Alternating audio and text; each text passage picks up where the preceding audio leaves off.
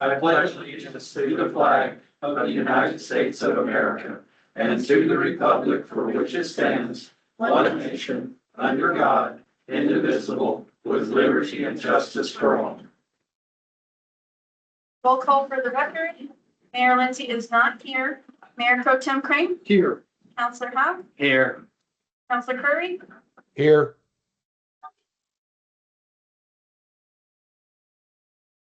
Here. I can get a motion to approve the agenda. With one modification, we will be substituting Chief Hogriff for Director Epler under Director Reports. Make a motion to approve the agenda. Second. All those in favor? Aye. Aye. If I could get a motion to approve the consent agenda. Make a motion to approve the consent agenda. All those in favor? Aye. Aye.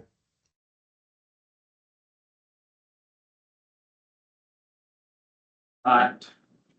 Motion carries. I don't believe we had anybody sign up to speak from the audience today. Any announcements or proclamations by council? Okay, hearing none, we'll move on to director reports. First up, we have Planning and Zoning Director. Welcome, council. Good evening. Year to date, we've issued 137 permits, so still going pretty steady with that. Last year, by this time, we had issued 109, so we're still well ahead. Things are starting to slow down just a little bit from a new project initiation standpoint, as you would expect, as we're getting closer to the end of summer, but still got a lot of projects going, and still quite a lot starting. Also, on the permit side, we are in the process of updating some of our permit and public checklist documentation. The reason behind that is to more closely align our documentation that the public sees with some tweaks that we've made to our processes that make things run a little bit more smoothly internally. And then in addition to making those mimic our processes, we also want to make it so those are more clearly communicated to the public. So we get fewer questions and fewer, oh, I didn't know that that's the way it was supposed to go. Yeah. Lastly, the zone change for the 4 parcels at the base of the new 6-pack lift has been approved by the Planning and Zoning Commission. So that in the next few weeks, I'll be bringing that in front of council for final approval. Good to go for that, and should have plenty of time to get that done for the resort to do everything else they need to do well before we have skiers. So we're in good shape with that. And I'll stand for it. Do you have them broken down to know how many of those are residential? I don't have that information. It is overwhelmingly residential though. And the next month I could have that for you if you're, yeah, I'll make note of that. Any other questions? All right, thank you for your time. Thank you very much. Up next this evening will be Police Chief Hogriff.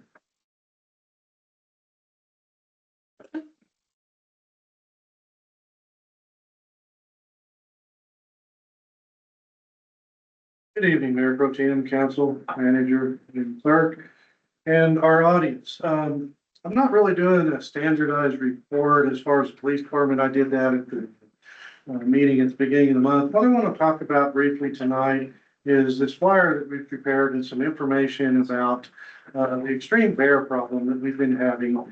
It's not uncommon for police department to chase 2-legged critters, but this year we've been chasing a lot of 4-legged ones as well. So with this, just for the audience, there's going to be flyers back here. They're also in Village Hall. It's got some good information on the back on some common questions that I've encountered. And we posted these around town. It's available on Facebook as well. And we'll be getting this information up on the village website. And it's my hope that all the short-term rentals and lodges in town will put this information in their rooms. It's simply just a problem with the drought and the bears that are primarily predatory type animals. They don't have foliage and their natural food source up in the mountains. So they've come to town. It's quite simple, and they've come to town very, very frequently. I don't think there's anybody probably in the room that hasn't seen the effects of the bears and then the crows that scatter the trash even more after the bears get them out of the dumpsters. But there are some things that we as a community and we as people, humans, can do. And that is get rid of anything that has a smelly odor to it, that smells like human food, because that's what they're attracted to. Clean our grills, put them away in garages, put them where they're bear-proof places. Same with food.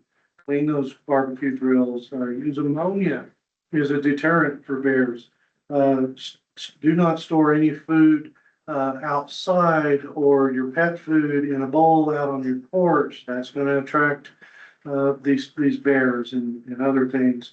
Don't leave it in your cars. We've had several instances, and we've got it on surveillance camera and ring cameras where a bear walks up and it looks in the car windows, it sees something, it smells something, and they can open the car door if your car's not locked. So please keep your cars locked as well. In one particular case, it opened the car door, got in, and the door closed behind it. It was in that car all night, and you can imagine what the interior of that car looked like. Same for our bird feeders, any type of grain or hummingbird feeders, please take those down at night so that it doesn't attract the bears. And then trash disposal, we've had some discussions, nothing is being done yet other than discussion about only opening our central collection site during the day and closing it in the evening. We're open to any thoughts that anybody might have. And then just to kind of answer a few common questions that I've gotten recently, and that is, well, why can't the police taser the bears and shock them and run them off? I gotta be from about me to you in order to do that. Quite honestly, I don't want to be that close, and it's going to leave the probes in the animal as it runs away. Why can't we just relocate the bears back up into the mountains? Bears have a radius of about 50 miles that they can travel, sometimes more during drought conditions. They'll be back, they can travel several miles in a 24-hour period. Well, what about let's drop food up in the mountains and just feed them? We've had to do that on bad winters for cattle and for deer and elk. Deer, elk, cattle, those are herd animals. Bears are not. A bear that goes to a central feeding site is likely going to encounter another bear, and they're going to fight. They're going to fight over that food, and the biggest is going to win that battle, and so that bear is going to end up dying anyway. There's a lot of things that have been talked about and discussed, but relocating them, the other problem here in New Mexico right now, there's no place in northern New Mexico to relocate there too. We are overrun throughout our community and throughout, you should probably see Albuquerque and Santa Fe and Espanola, southern Colorado. We simply just don't have any place to take them. And this year already has set a record for Game and Fish having to dispose of problem bears, generally brought on by, human encounters or enticement. People want to leave food out. They want to see a bear on their vacation. Seen some of those videos. Please don't do that. You're just, if you feed a bear, it's going to be a dead bear. And that's really the bottom line to what I want to discuss tonight. We've got to do our best to be responsible in a community that was theirs first. And we need to live in unison as best we can. And some of the things we can do is just what I've mentioned. So anybody that would like, please pick up one of these flyers, make copies, pass them around, share the Facebook page. It's on the Andy Fire Police Department. It's on my personal page. And get the word out there so we won't have as many problems with bears getting in cars or startling people in dumpsters, or worse, just across the street. One actually went through a screen and got into an apartment And we have to put those bears down when that happens, because once they've learned that behavior and associate humans or open windows, apartments, whatever to food, they're gonna continue to come back. There's no other way to combat this at this point, other than us being as responsible as we can. So that's my message for tonight. If anybody has any questions, I'll be at the back of the room. I'd be happy to answer them later. Thank you. Thank you, Chief. All right, next up this evening is Tourism Director Greg Rao. Good evening, Mr. Mayor. Thank you. Council. I'll refer to that in a minute. Real quick, I just brief tonight. Looking at lodgers tax numbers for the summer. I'm proud to say, or happy to say, it looks like our lodgers tax numbers are up for early summer. May's been a great growth year, great growth month. Previous year was about $11,000 in lodgers tax money. Last year was $23,000 in lodgers tax money. This year was $38,000 in lodgers tax money. So it's up 65% over last year. May, as we've tried to build out those shoulder seasons, maybe having a little impression in the spring, hopefully we can do that same thing in the fall. I'm hoping these numbers or this growth isn't just because we've had lousy winter seasons leading into those May springs. We'll find that out. June was up slightly, 64,900 in 2025, 68,600 in 2026, so about 5.7%. July's numbers close out today on the 25th, so I don't have July's numbers yet, but it looks like July will be up over last July as well. The preliminary numbers are, the cash reporting numbers are showing that. I'll have finals soon. As you know, we ran an advertising campaign. We started late April. We wanted to get in market early as people were planning their summer vacations. Between May and July, we delivered 7.2 million views over all the advertising platforms that we use, which would be social media, search, Google, those kind of things, and digital display ads. Results of those 7.2 million views or impressions, we had 23,568 people searching for places to stay on the Visit Angel Fire website. Out of those 23,000 searches, they led to 7,486 referrals or bookings, which realized $8.2 million in revenue. So that's one of the other ways I'm looking at July's potentially going to be a good number. Going forward, we have added fall content to the website. The thing I passed out earlier, the leaf people meter will be a graph type of thing that's on the site. It'll be an Instagram and social media campaign. It's basically just to encourage people to post pictures of the trees they're seeing, give us locations, get some engagement with our audience, and try to come up with some cute campaign for looking at trees changing color in the fall. All of our visitors that we see this time of year are couples. The families are back in school, they're out of the market. It's all couples, primarily older couples that are coming to the visitor center. That's who we're seeing as our guests right now. So these type of things, bird watching things, we're trying to build that content out to fill those shoulder season with those couples that travel year round. So we've added the content to the site, all event information for next summer, even our balloon states, 3rd of July information, all of that is on our website already. Last month, I talked about how AI is so prominent in driving our page views now, and AI is always searching for new content. So it's up to us to be constantly putting new content on our website for those bots to go find and scrub for us. Next week for me, I'll be off in a new frontier. I'm going to the Governor's Economic Development Conference. where I'll be learning a whole new language. Any questions for me? Thank you. Thank you. All right, and finally for director reports this evening is Airport Director Jeff Gilmer. Here, for Ted. Good evening. Try to make this brief. I wanted to first give you an update on the sponsorship. The needle has not moved, unfortunately.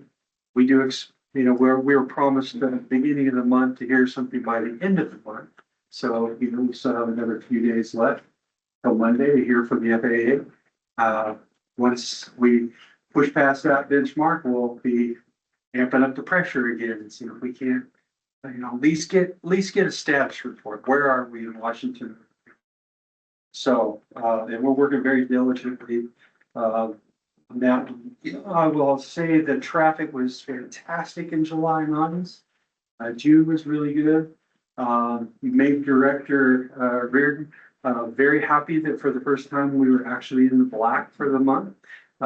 He only told me I had 700 years to finish the pay. No, in all seriousness, it was nice to show on paper that yes, the airport can be profitable. And with all the new amenities that are going on over there, and the emphasis on the pilots and the community, we're seeing the growth, sustained growth. So over a 3-month period. So that's really, really good.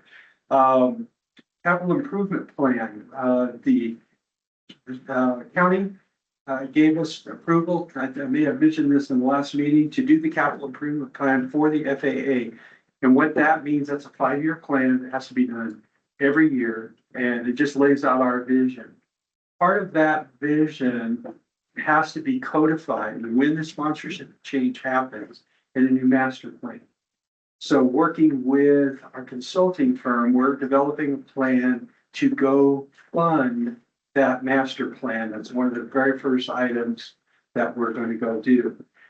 That tells the FAA, puts them on notice each year, these are the improvements that we would like to do. We were having discussion this week and we realized that our runway, it's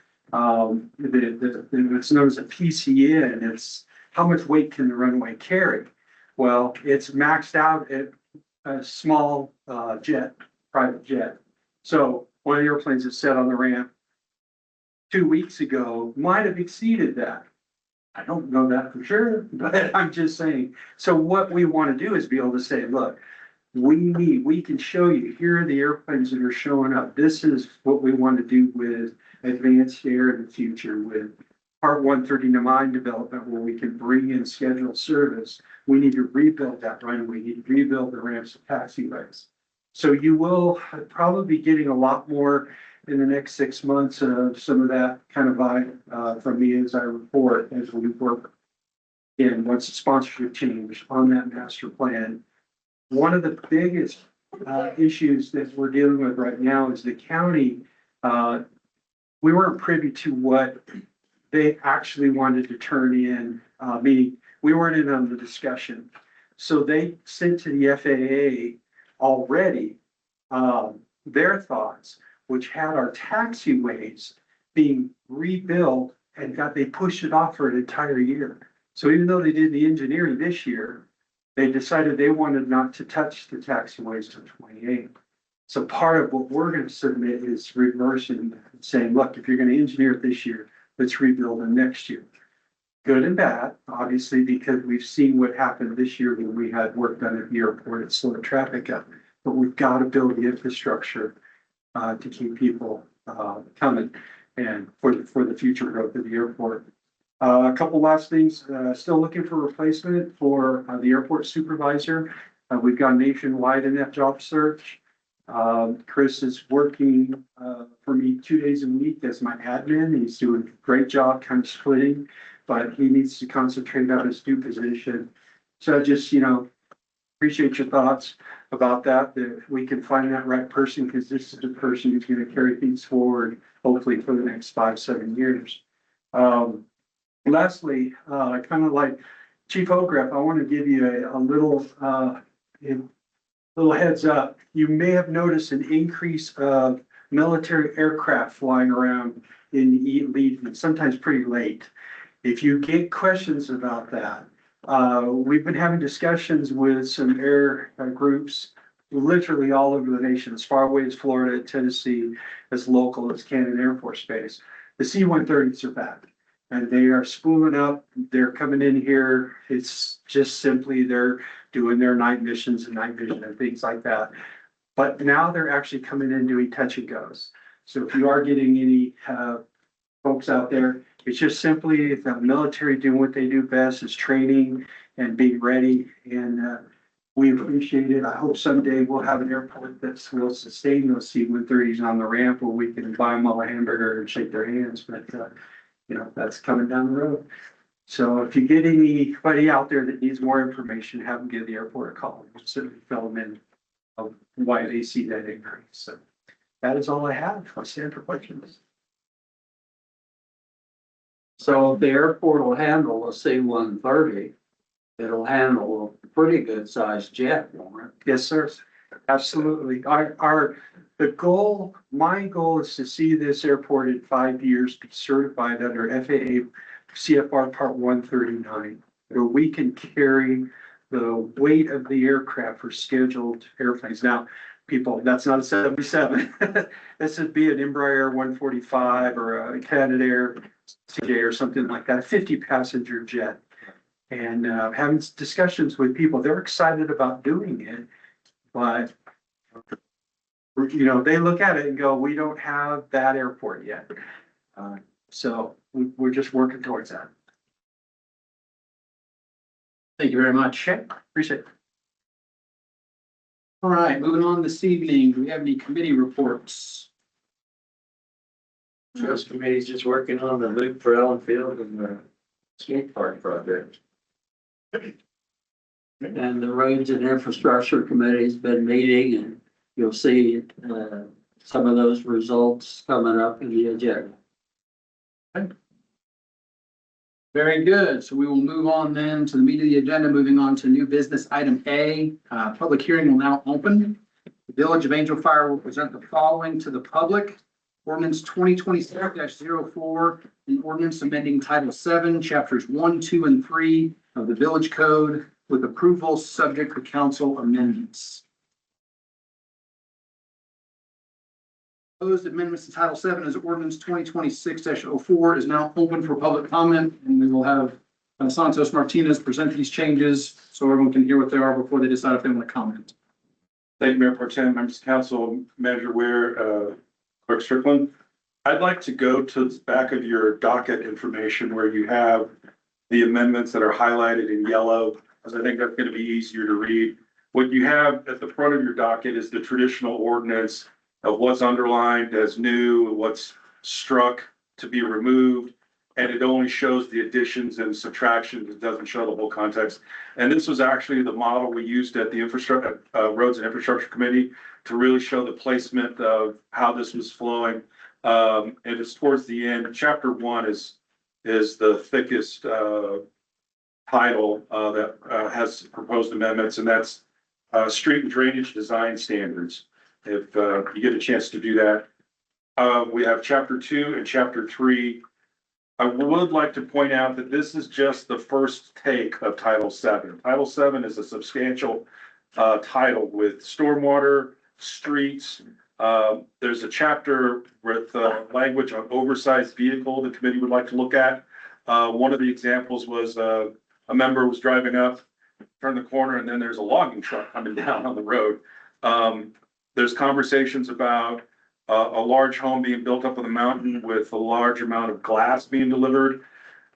How that impacts the road with those heavy trucks is something that they want to consider in the next round of conversation. So I just want you to be aware, the take that you're seeing tonight is really about encroachment permits. It's about water conservation. It's about water meters, water meter installation. It's limited to those bases, but this is not by no means the final take of Title 7. While you're looking for that, just some really big overviews. It was determined at the committee level that all the definitions of Title 7 just be moved to the front. So you would find in chapter 1 definitions listed at the front, and you go to title chapter 2, and there'd be another round of definitions. Chapter 3 would be another round of definitions. We're just gonna move all definitions to the very front of chapter 1. And the recommendation was to, any definition that started with the number, like 100-year flood, 50-year flood, those go above the letter A. And so you'll see that consistent in their proposed amendments. There are some amendments to existing definitions. There are some proposed definitions, but in general, that's the big crux on that. The second thing is every reference in the title today that says $25 fee, $50 fee, where it was specific, we've struck that language to say, subject to resolution by village council. So you'll see a lot of those strike throughs, but that's really what it's pertaining to. $20 reinstallation fee or whatever. Would just the council, you come up every year with new fee rates that should be incorporated into that conversation. So I'm going to go ahead and get started on chapter 1, and your highlighted section is page 4. And some of these, well, a lot of these are conversations with Public Works Director and also from the Roads and Infrastructure Committee. So the first definition I'd like to introduce is as a connecting driveway. It's the driveway that's continuous roadway with 2 encroachments providing ingress and egress onto a property, AKA a circular driveway, that we can treat that as one permit rather than 2 separate permits. So that's the first definition. You go to page 7 of a final approval inspection. So there had been some ambiguity on an encroachment permit. What is a substantial completion for inspections? So we've updated the language on a substantial completion, but the committee felt, well, we should probably have a definition of final approval inspection. And so the acceptance of completed encroachment work, it's just a simple definition, but it's supposed to match the new definition for substantial completion. Go to page 11, substantial completion, the words are added, the time for the approval or acceptance of a second inspection. I think that's critical on encroachment permits, having that second inspection listed either in the definition or on the policy and the protocols. We feel it's important to put it in the definitions. The rest of the definition reads as it already stands in the ordinance. I'm going to page 14 on access.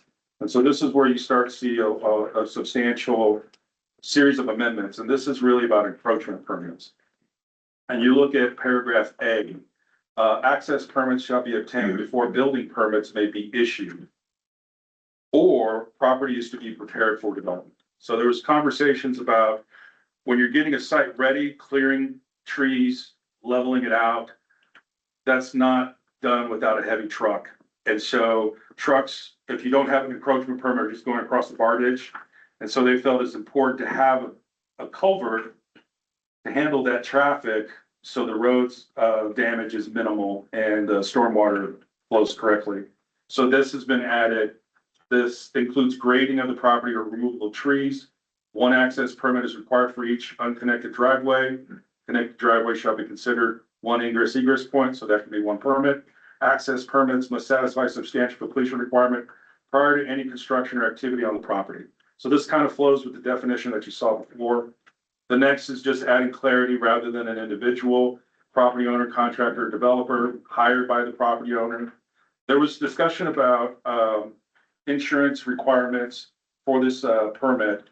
The committee felt that a performance bond would be significant, and we added the language for the actual work of the encroachment rather than it was open-ended for all the work. It was to be specific to the encroachment work.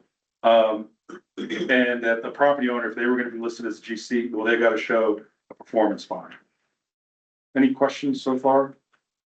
How does because in New Mexico, you don't have to be a licensed contractor to build your own home. So how would a unlicensed property owner get a performance bond? This is a recommendation that the committee felt was probably the easiest way. I think that some of the homeowners insurance has an allowance for that. Kurt, do you have any experience with a homeowner doing the work themselves? Generally, what we've been accepting is the builder's risk insurance that an owner builder will acquire when they're doing their building. I'm sorry I missed that in my review as far as a performance bond, because you're dead on. I don't know that an individual not tied to a company could get a performance or a surety bond. Well, and again, this is a recommendation and that's why we want to tweak it. So I'll make a note for that. What was the language? What are you accepting right now? The builder's risk insurance. Builders with insurance. Do we collect that insurance verification as a matter of course when issuing an owner builder permit at this point? Yes. Okay. Yeah, it's part of the packet up front that they got to demonstrate that. So yes, we are capturing that. And it's been in ordinance for some time that insurance is to be provided, but also with contractors, proof of their insurance, or workers' comp liability. Also a business license and proof that they are licensed. Yep, those are 3 things we've been collecting. That's right.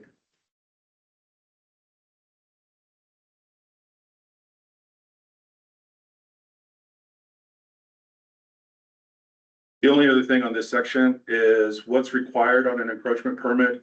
We felt it was important that on the site plan that they submit, they give dimensions between the edge of right of way and edge of street. Committee also asked that it was important to go from from the existing center line to the edge of the right of way, just to get those dimensions clear of where this is going to be placed. Asking for proof of insurance or performance bond, and I'm going to add or builder's risk insurance. There's some back and forth in Title VII that the Public Works Director issues a permit, Planning and Zoning issues a permit. So we're just trying to make it consistent with this next section that it's planning and zoning.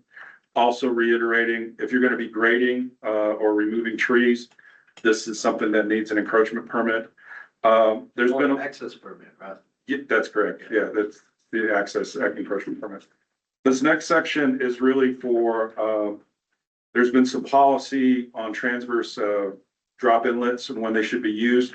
This actually just puts the language in when they shall be used. There's a typo. Transverse drop inlet culverts are required for all encroachments when the vertical slope of the driveway is greater than the road profile instead of width. So if your driveway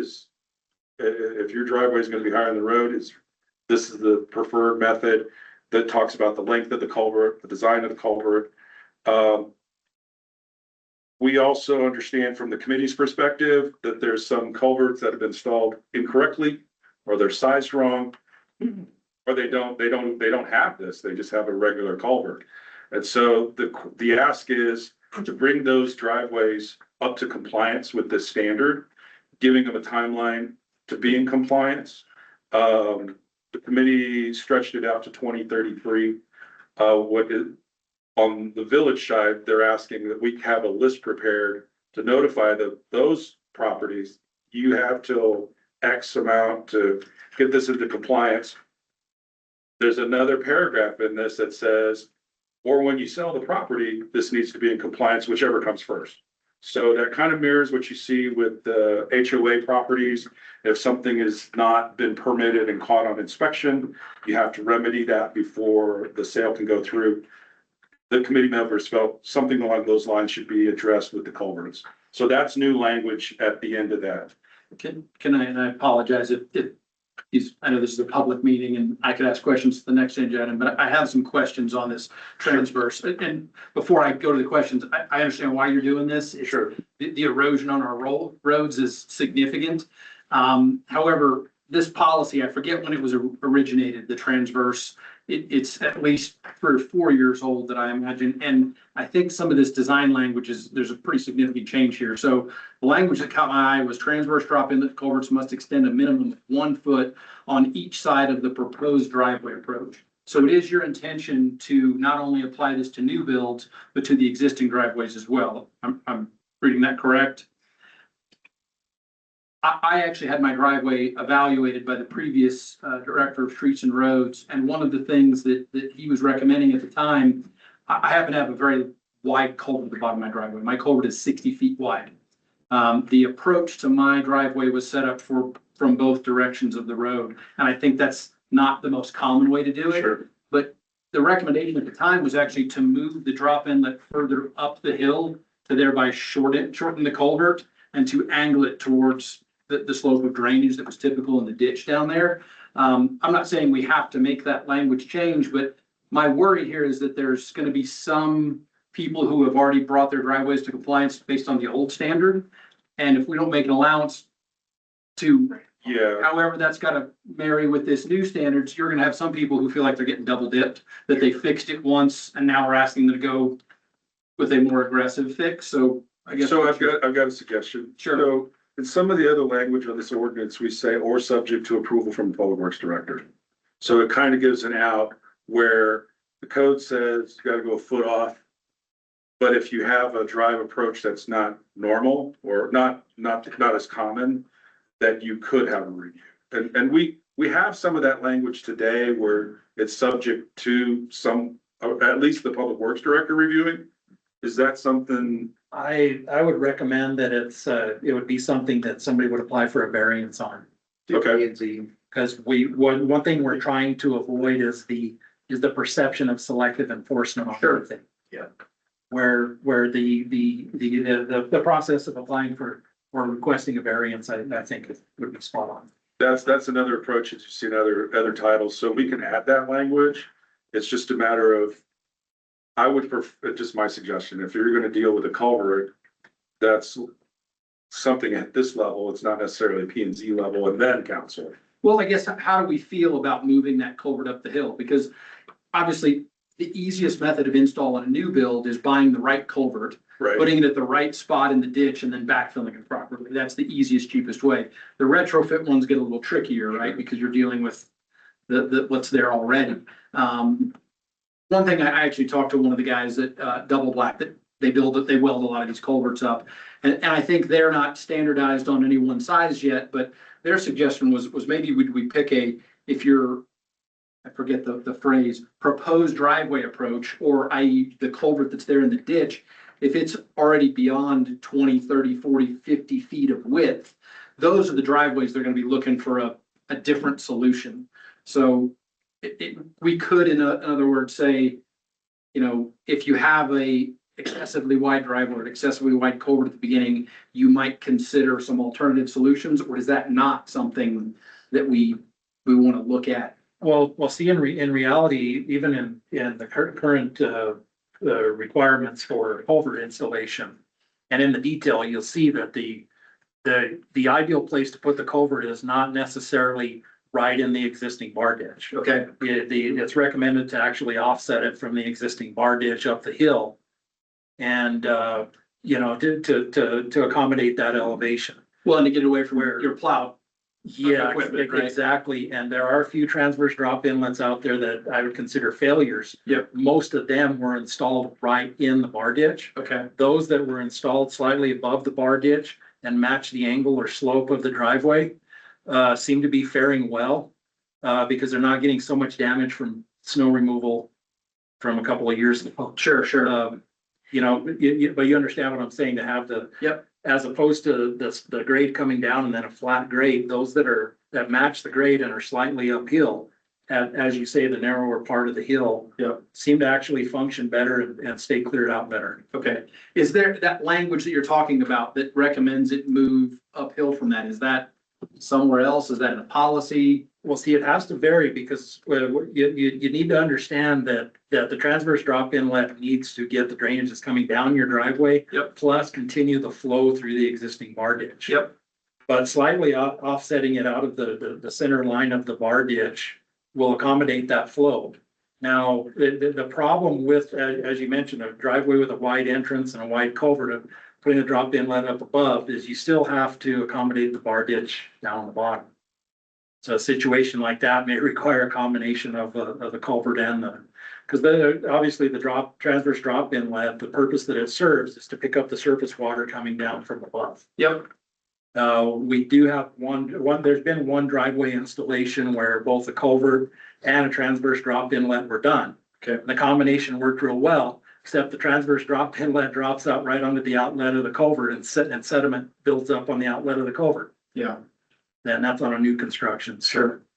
So right now I've got three proposed methods to deal with certain circumstances: an approved council variance, approval by public works director, or your suggestion if the culvert exceeds certain width, it's just a different standard. Well, it's just because it's a cost. I mean, Yeah. I think the 20-foot wide open top culvert, that's $7,000, $8,000, $9,000 in just the material.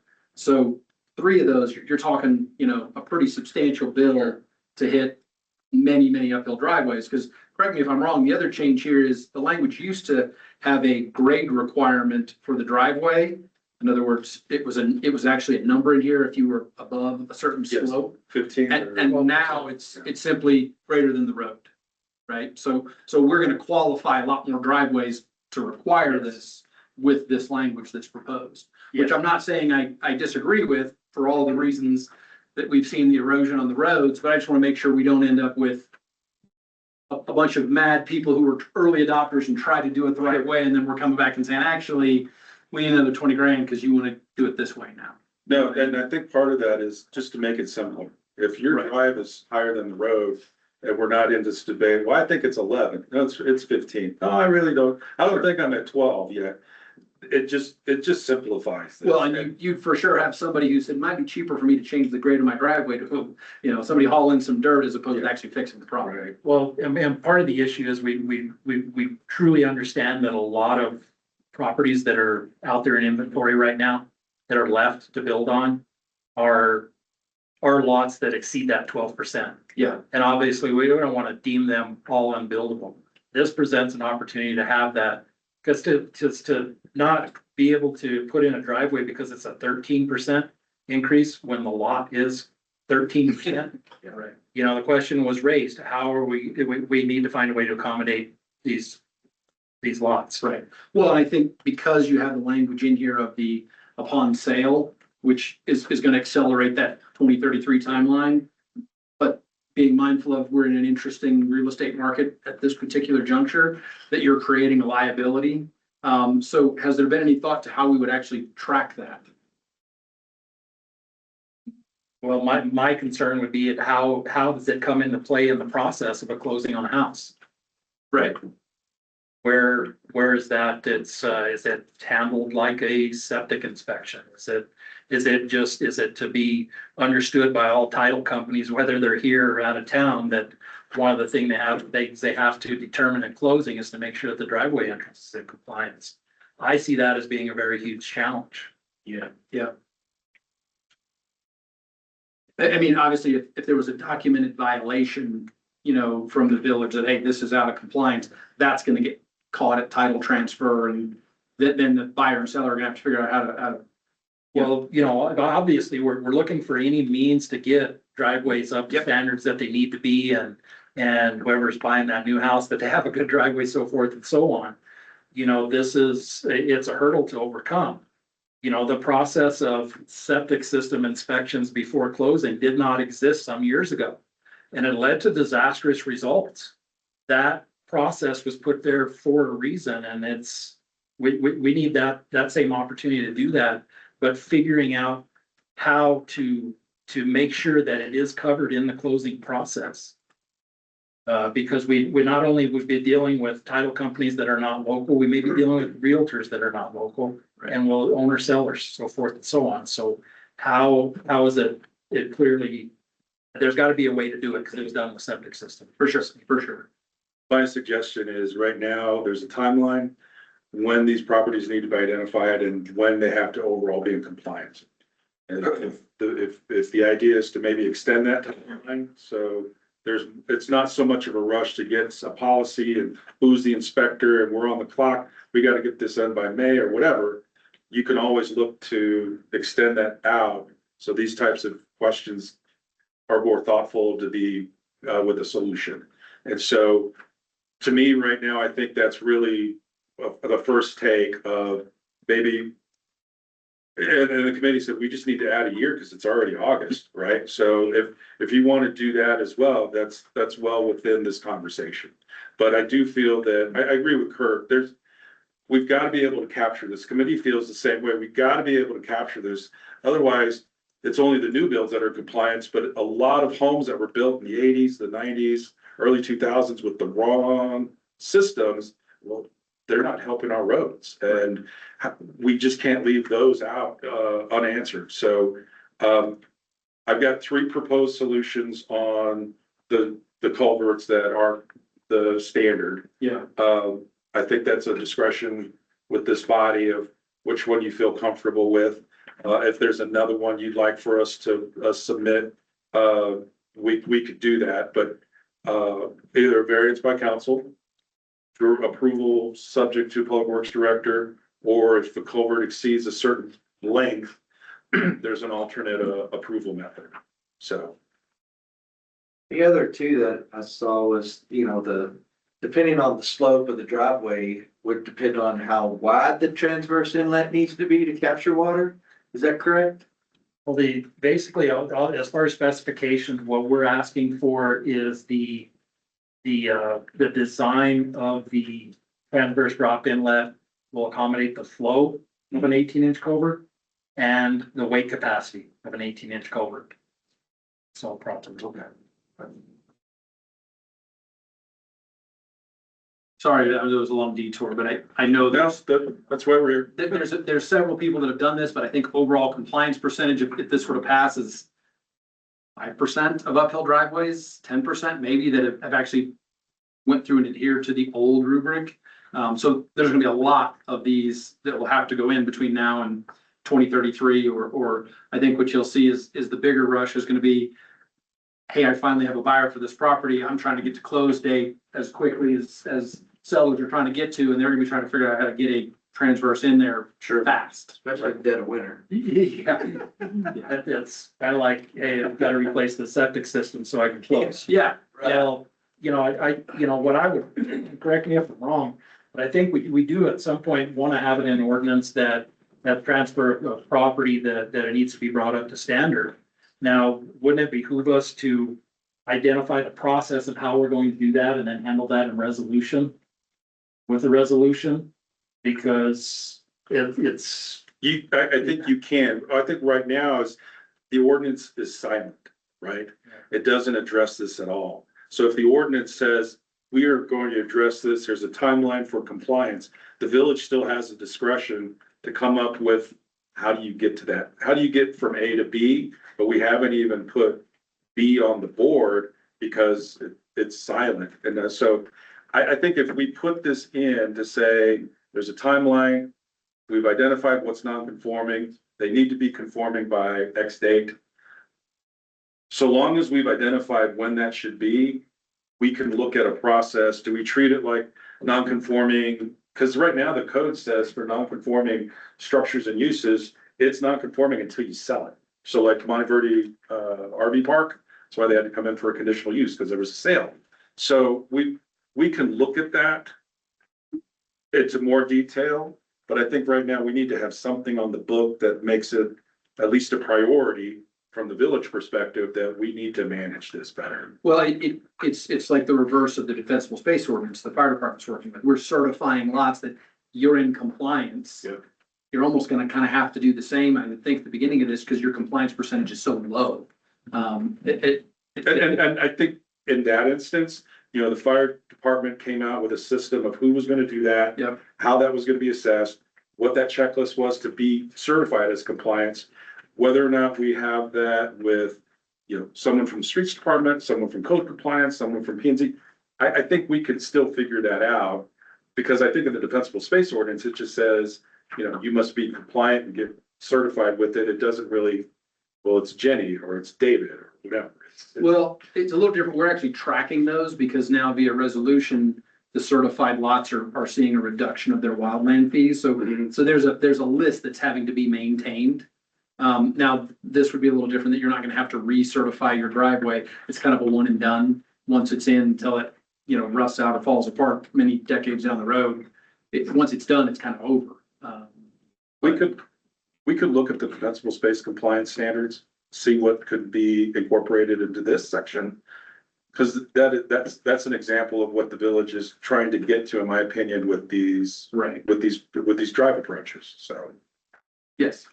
So, Mr. Mayor Pro Tem Council, my recommendation is that we request that Santos add language that the requirements will be established in policy and approved by the council.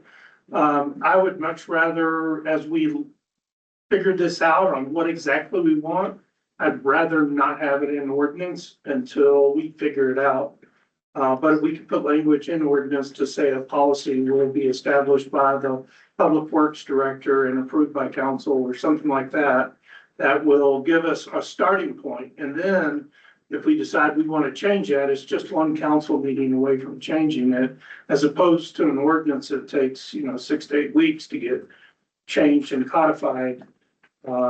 So I can add that language, just. that's, Or, Manager, we're just referring to the transfer of property portion of this, yeah, establishing the process for So for that.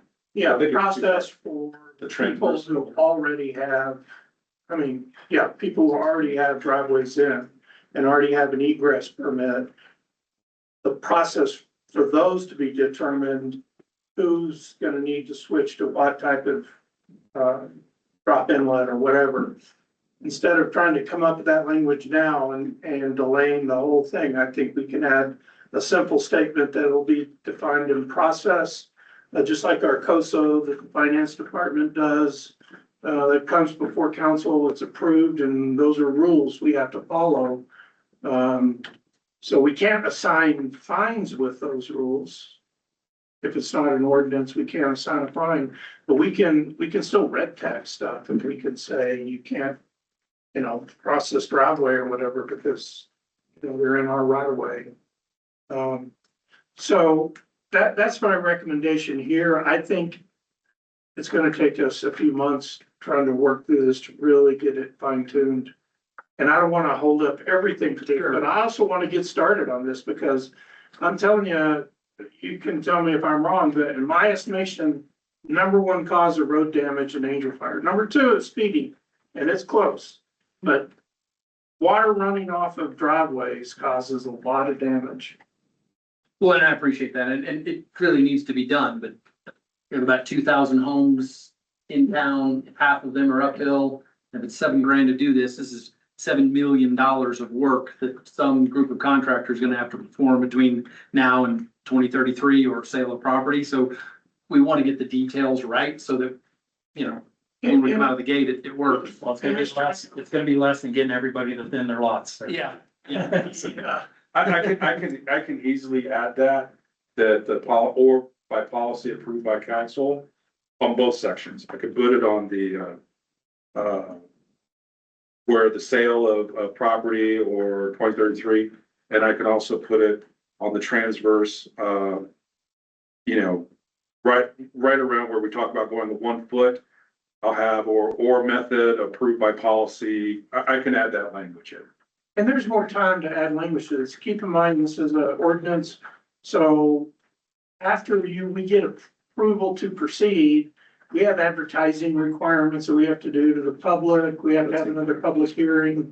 So there's plenty of time for us to look at this, come up with suggestions, give those suggestions to Santos to be incorporated or to be options, and eventually a final product will come to council for final approval, hopefully about a month from now.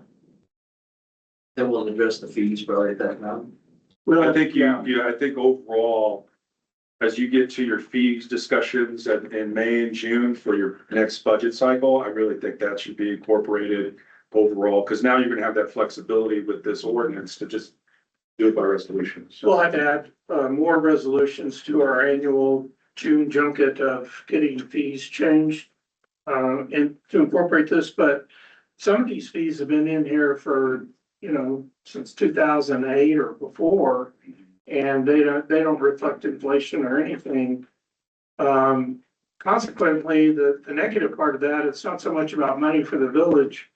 To be frank, it's really not that much money. It's more about people being in compliance. When the fees are so low, and we say, we're not gonna give you your deposit back. And they're like, I'm building a $4 million house. I don't care. Keep my $2,000 or whatever it is. So the bigger issue is how do we get people to comply with it? Because we do know that driveways cause a significant amount of damage to our roadways. Improperly done driveways. So the next section is cul-de-sacs, and really a part of this is that there are alternate methods to cul-de-sacs, like hammerheads and different designs in the fire code. And so, the strikeouts are really to address, because right now, the only option you have is a cul-de-sac. When the reality of it is, a hammerhead works just as well. There's 2 or 3 other methods in the fire code, that can work. In talking with fire chief, I think adding the additional language that you see at the bottom of 17, unobstructed radius of a turnaround. You're just making that clarity upfront in the ordinance, so you don't have issues upon completion of construction. I say, well, I've got your turnaround in, yeah, but you've got obstructions here, my engine can't make that radius. So in combination with the fire chief and with the committee, this additional language was placed. And it also says that, you can secure an alternate method with approval of the fire chief, because it's in the fire code, I forget what chapter it's in, but it's a standard that's easy to read. It talks about dimensions and radiuses, for a hammerhead, the width, length, radiuses, internal, in order for it to work for, emergency apparatus. Adding the language about alternate turnarounds for snow storage. The committee members felt that when you have phased subdivisions, you have to have temporary turnarounds and cul-de-sacs, and that they have to be on dedicated right of way. So if the road was intended to go 1,000 feet this way, phase 1 is only 400 feet, that turnaround is in that 1,000-foot dedicated right of way. So it's going to line up when the next phase comes in, and that extends to the full boundary of that plat. The next on page 19, the heading is private roadway, but all the language said private way. So this is really just syntax, that since it's a private roadways section, all the references were for private roadway, rather than private way.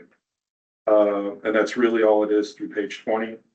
And the next set is on page 24. It's when someone is looking to, turn over infrastructure or road improvements to the village, that the language is that the Public Works Director will prepare an assessment and recommendation for consideration of the council, and that it has to be free and clear of any liens and encumbrances as well. And so you saw some of this when Buckskin Road was accepted by the village. The turn radius was incorrect, and so the village said, we'll take it, but we need somebody to fix this curve. And so this actually puts language in of an assessment required upon those considerations. This next one on page 26, I don't understand why in this title, the person who needs to notify property owners of infractions is the village clerk, when we do have a code enforcement officer. So there was also some universal cleanups where the village clerk was responsible for notifying the property owner or issuing the warning, or it's really not the capacity for that office. Page 27 is significant. Right now, there are no allowances for storage on public right of way, but we also know that there are a lot of properties. The only place you can store material equipment is in the street while you're constructing on the property. And so this provides a method for the village to consider that type of allowance and what needs to be on that in a site plan, a required inspection by Public Works, that when you're done, it needs to be in the same condition as it was prior to you putting material or storage on the street. Your permit must be posted at all times. It talks about maintaining two-way traffic. That's really what this section is about. And I think there was consensus on the committee to make sure that this got included and tightened in the language that you see. Page 29, certain vehicles prohibited. committee felt that, it talks about trailer coaches and mobile homes can't be parked in the streets. They wanted RVs added just as well. And the term use of that vehicle should really say park instead of using it. Because there was some consider while I'm driving it to my property, this may be interpreted by using it to drive to my property. I can't do that. So it was just clear, trying to add clarity, can't park it in the street. Moving along, it's, That's not an insignificant number of those if you go looking. they're easy to spot, absolutely. Page 41, so the village didn't have discretion to clear sidewalks during a snow event. I think in 2022, there was an attempt to say that the village can clean sidewalks. I know you wanted to have some clarity because the language was within a 24-hour period, and you actually had committee members go, you can have a significant storm in 40 minutes and not wait a day. So the language was just dropping within a 24-hour period to just say if there's accumulation of 4 inches of snow in the public right of way, that the village could go and clean that sidewalk out. So instead of waiting a day. Next one is on 48 and 49. The lighting that's listed in ordinance of 100-watt high-pressure sodium vapor. And then as you go to the bottom of page 48, the committee felt that if you had an obstruction for footers or walls within the right of way, and the language says if it's approved by the village public works director, the committee wanted and designed by a licensed engineer in the state of New Mexico, that encroachment could occur. Councilmember Howe noted that the comma after the word existing on that start of the paragraph may not be needed. And then again, on page 49, be established by resolution. On page 52 and 53, you have language of transverse culverts again, and we'll just get that to mirror and match. On page 53, the village doesn't have the right to clear sediment from culverts. Kind of like before, we didn't have the right to remove snow off sidewalks. This is an allowance to give the village the ability to clear sediment. And the committee felt there should be a possible resolution to assess a fee if the village wants to assess a fee. We had to clear your culvert. That's whatever. So it's not saying that there should be, but it's given the option that the village may consider and notify the property owner if the fee is established that we had to clean your culvert out. If it's like washing down the driveway and clogging the culvert, I guess would be that instance. Well, we've had to make the call sometimes that just to stop the damage to the village road, we had to clean the person's culvert. There was just no alternative. We just wanted to be sure we had the ability to do that. My personal preference of this, and there are some liability issues that need to be discussed, but I think that ownership of all property within the roadway easements of the village, since we own the land as well as the right of way, I think it should be considered village property. And actually, when somebody does an encroachment, I think that material, once it's accepted, should be dedicated to the village. That way we can go do whatever we want to do. There's been reluctance to do that from prior administrations because of cost. And what they try to do is say, no, this is your property, Mr. Homeowner, you have to go fix this. Because the village didn't have the resources or the money to fix it. But what that resulted in is, again, more road damage because people weren't fixing it. We didn't have an infrastructure in place to really enforce it. That it's your roadway and it's clogged, go fix it. We didn't have any fines or anything that we could assess to enforce that. And what happened is they just got clogged up. And again, it caused not only damage to the roadways, but damage to private property. And that was usually what it took to get somebody, once they're back in town. A lot of these problems are people who come once or twice a year and own a home. And, we have months of drainage issues because their culvert's clogged. And we, it's gray as to whether we can go do it right now and whether our insurance would cover us while doing it. Because the way it reads now is that the homeowner still has the responsibility to maintain culverts. Well, but if they do that, if a homeowner wants to go clean out a culvert, do they need to come get a permit for doing work in the easement?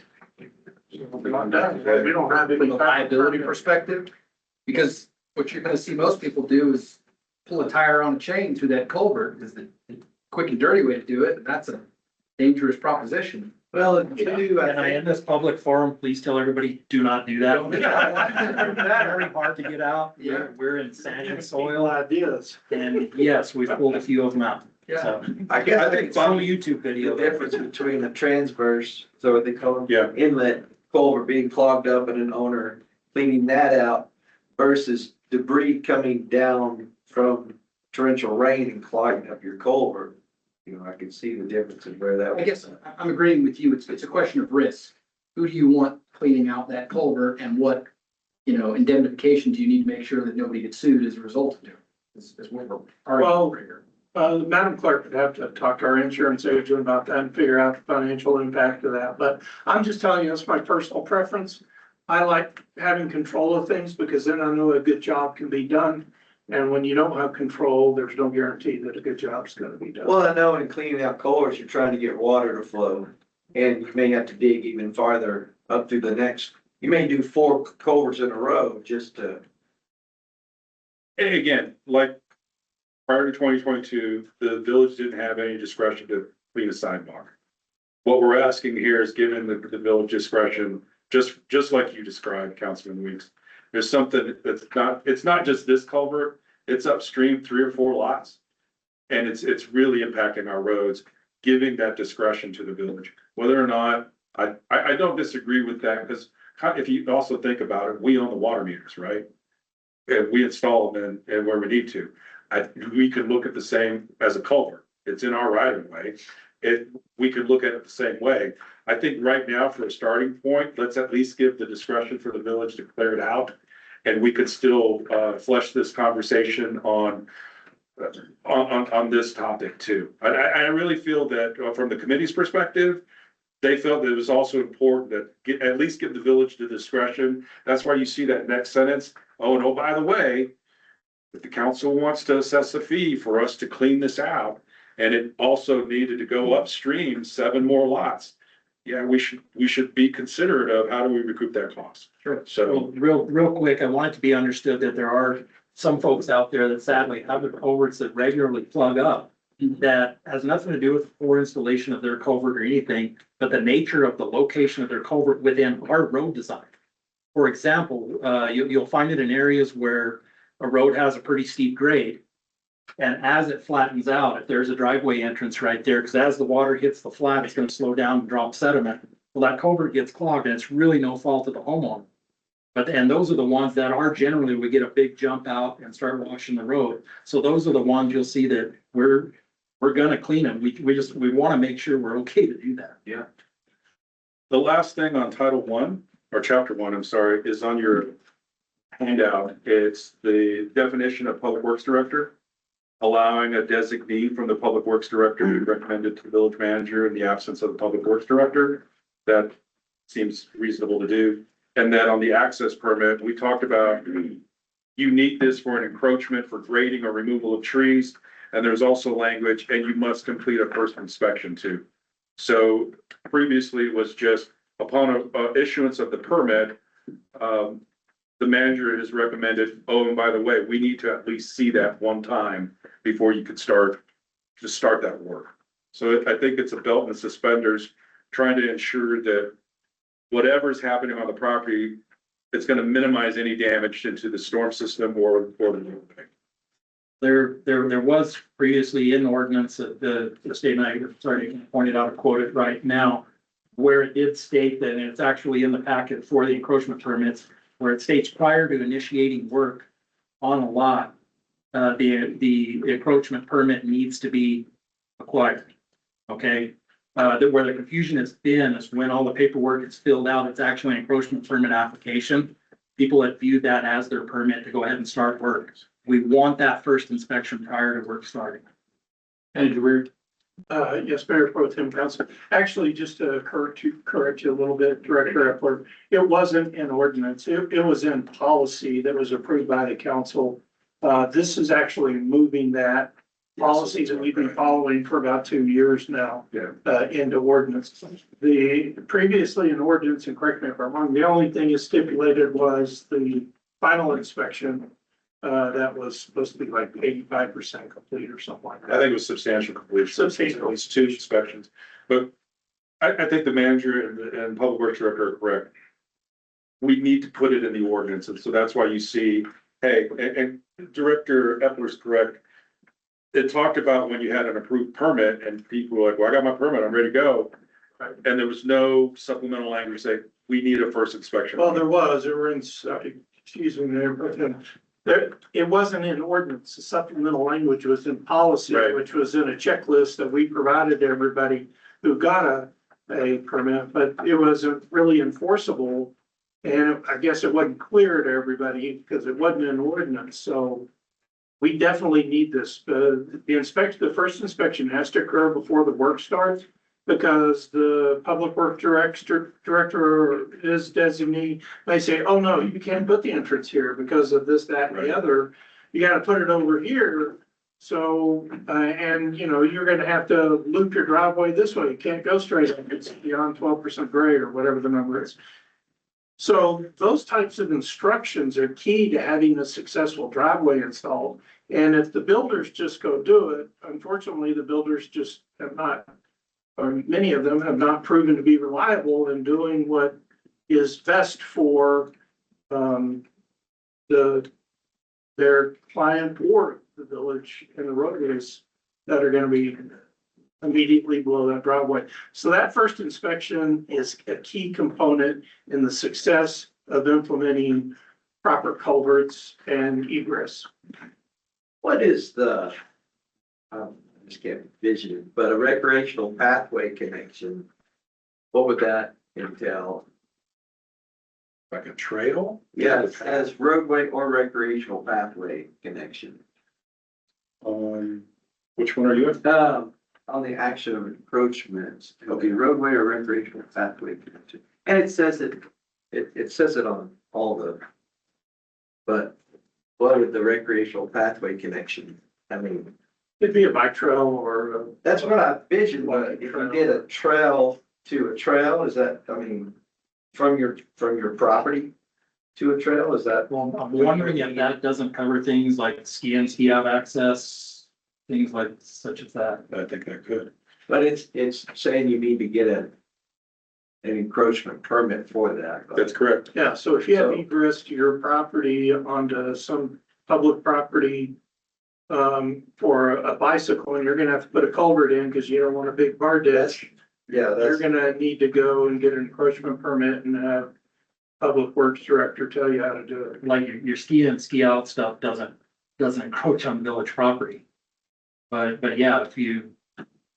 Yeah, I think that's what the intent is. To there, cover all different types, because some people, as a matter of fact, there used to be one on, El Camino Real where somebody put in a driveway for their golf cart.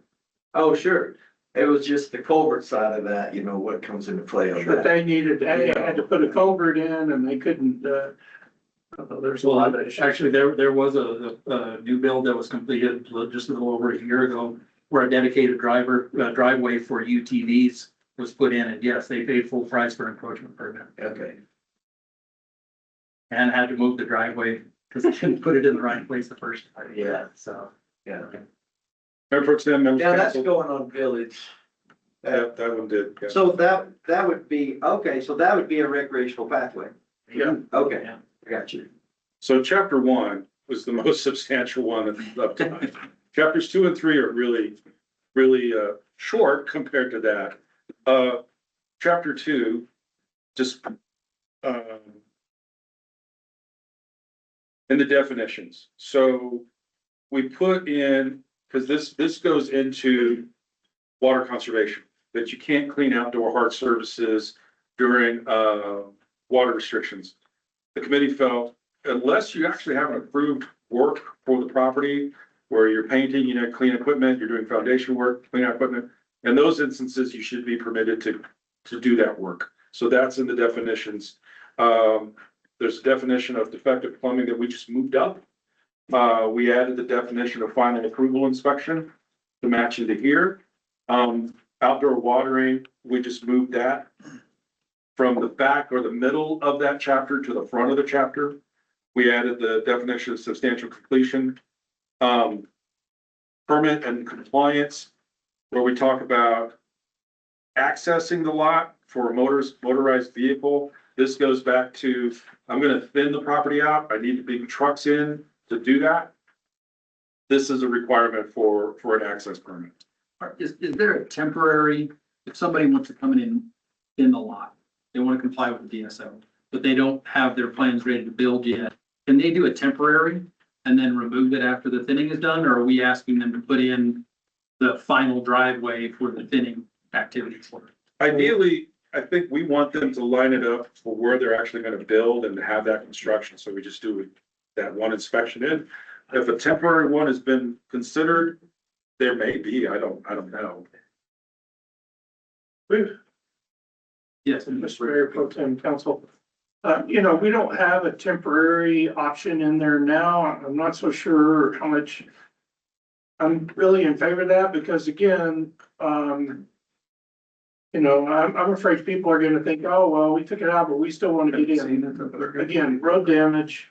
We have substantial road damage from construction people not using the egress points onto a lot when they're doing construction. Well, understand, but also the last agenda item this evening is the new good neighbor policy that's coming up. So we're gonna have people potentially accessing neighboring properties that are undeveloped to do thinning, to create that boundary around a structure onto the neighboring property.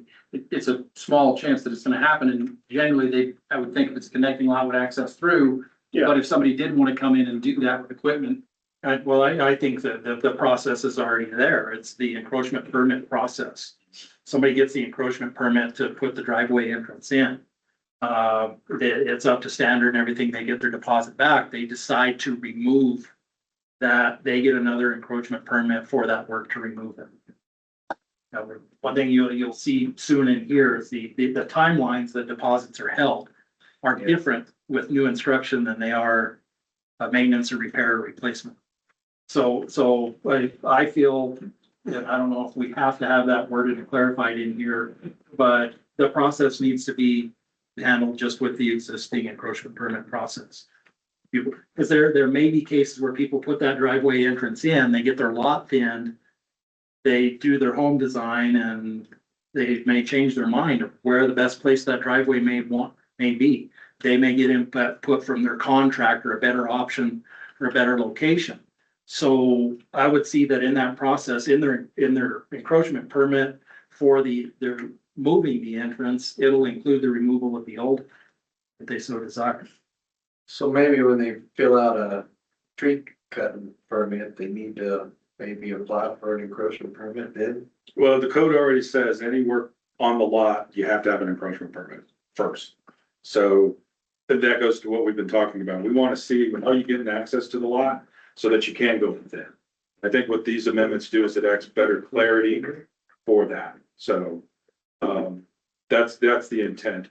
And there's already language in the ordinance that says prior to a building permit being issued, you have to have an approved encroachment permit. So we're just trying to codify all that language together where it says one part here, but it skips it here, bring it all together. Before you touch it and bring vehicles on it, you need to have proper access. And we prefer the encroachment process. Maybe the fee, maybe we'll have to have a fee schedule for the different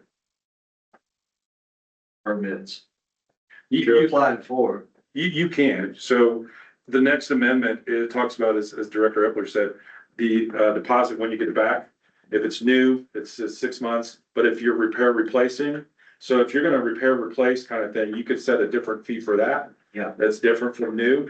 And because it also would line up when you get your deposit back, which is a lot faster than. We would do that in resolution. Yes, exactly. And that's really what the next amendments are, just allowing a resolution for deposit formulas for driveway installations, walls that might be in the right of way. The last big part in this chapter is there was a provision added 6 years ago that a third-party contractor could install a water meter because there was a backup at the time. of Can I water back meter up just installation. real Yeah, quick on the security part? Yeah. I know we just vaguely mentioned it, but why are we wanting to hold a security deposit for 6 months? After it's been to completed? look at conditions to make sure it's still set correctly is my guess. Is that, because I don't know if you want to give it back too soon and then it turns out after the first rain, it didn't set right. That's my guess. Yeah, that's basically to allow an amount of time for different weather scenarios and show that the driveway approach is gonna handle conditions. Now, new construction, you know, again, establishing that the clock starts at substantial completion. In here, we need to clarify, we're wanting to clarify that substantial completion is at the second inspection. So the process is first inspection before you start any work, go over what needs to do, agree on the approach, put your culvert in, build the approach into the property, everything short of final finish on the driveway. Good, then the clock starts 6 months. On a new construction, most people aren't finishing in 6 months. Right. So, but it also, let's see, the timeline seems a little long for if somebody's going in to replace a culvert, a job that can be done in a day. Yeah. Go ahead, Rick. Mr. Mayor, Pro Tem and Council, I'll be honest with you, this is not as aggressive as I wanted because I don't think the money should be refunded until the owner receives a certificate of occupancy. Because quite frankly, we've seen this happen many times where in the old world, before, we used to, as soon as the driveway was done, we would give them their deposit back. In many of those cases, they hadn't even started putting wood on cement yet. And then as they're constructing the house, you know, they have an egress permit, but they're dragging mud off of it or damaging the one they put in, and then they may have put in an inferior one just to get their deposit back and then, you know, with plans on putting it. So to me, I don't think the money should be refunded until they get a certificate of occupancy. This is a concession, in my opinion, because it's unfortunate. I wish it wasn't this way, that, you know, when people got their money back, all of a sudden their respect for what they're trying to do ends. And we've just seen it time and time again where, you know, they're building a house and they got their egress permit deposit back, and now they're driving through bar ditches and they're tearing up the road again, and they have nothing to lose. I actually did, I must have, that, in my mind, you know, they're not gonna do their final driveway until they're close to completion. So in my mind, the driveway, the final inspection was probably close to completion. That's what I was visualizing. Well, what was happening is it would get the encroachment permit, they would install a culvert, place base course, you know, yeah, say it's 20 feet from the edge of road to the property line. That place the base course, call me, can I get my final inspection? No, Before they even move the tree. And like Manager Weir mentioned, by the time the project's done, concrete trucks had crushed the end of the culverts. But they said, that you already gave me my deposit back. And now also encroachment permits or deposits are taken for road cuts as well.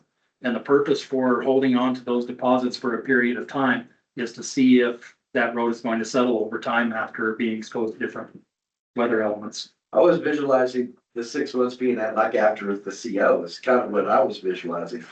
That's why we wanted to establish that it will hold it for 6 months after substantial completion. So if they get the culvert in and say pit run the road and they start construction, that's substantial completion, clock starts running. Okay. So, and all the one, I gotta say, one of the first things they'll do when they call for a final, are you done with all your heavy hauling? Yeah. Into the property? You know, I say yes, well, then we'll consider. And, you know, I'd also want to point out that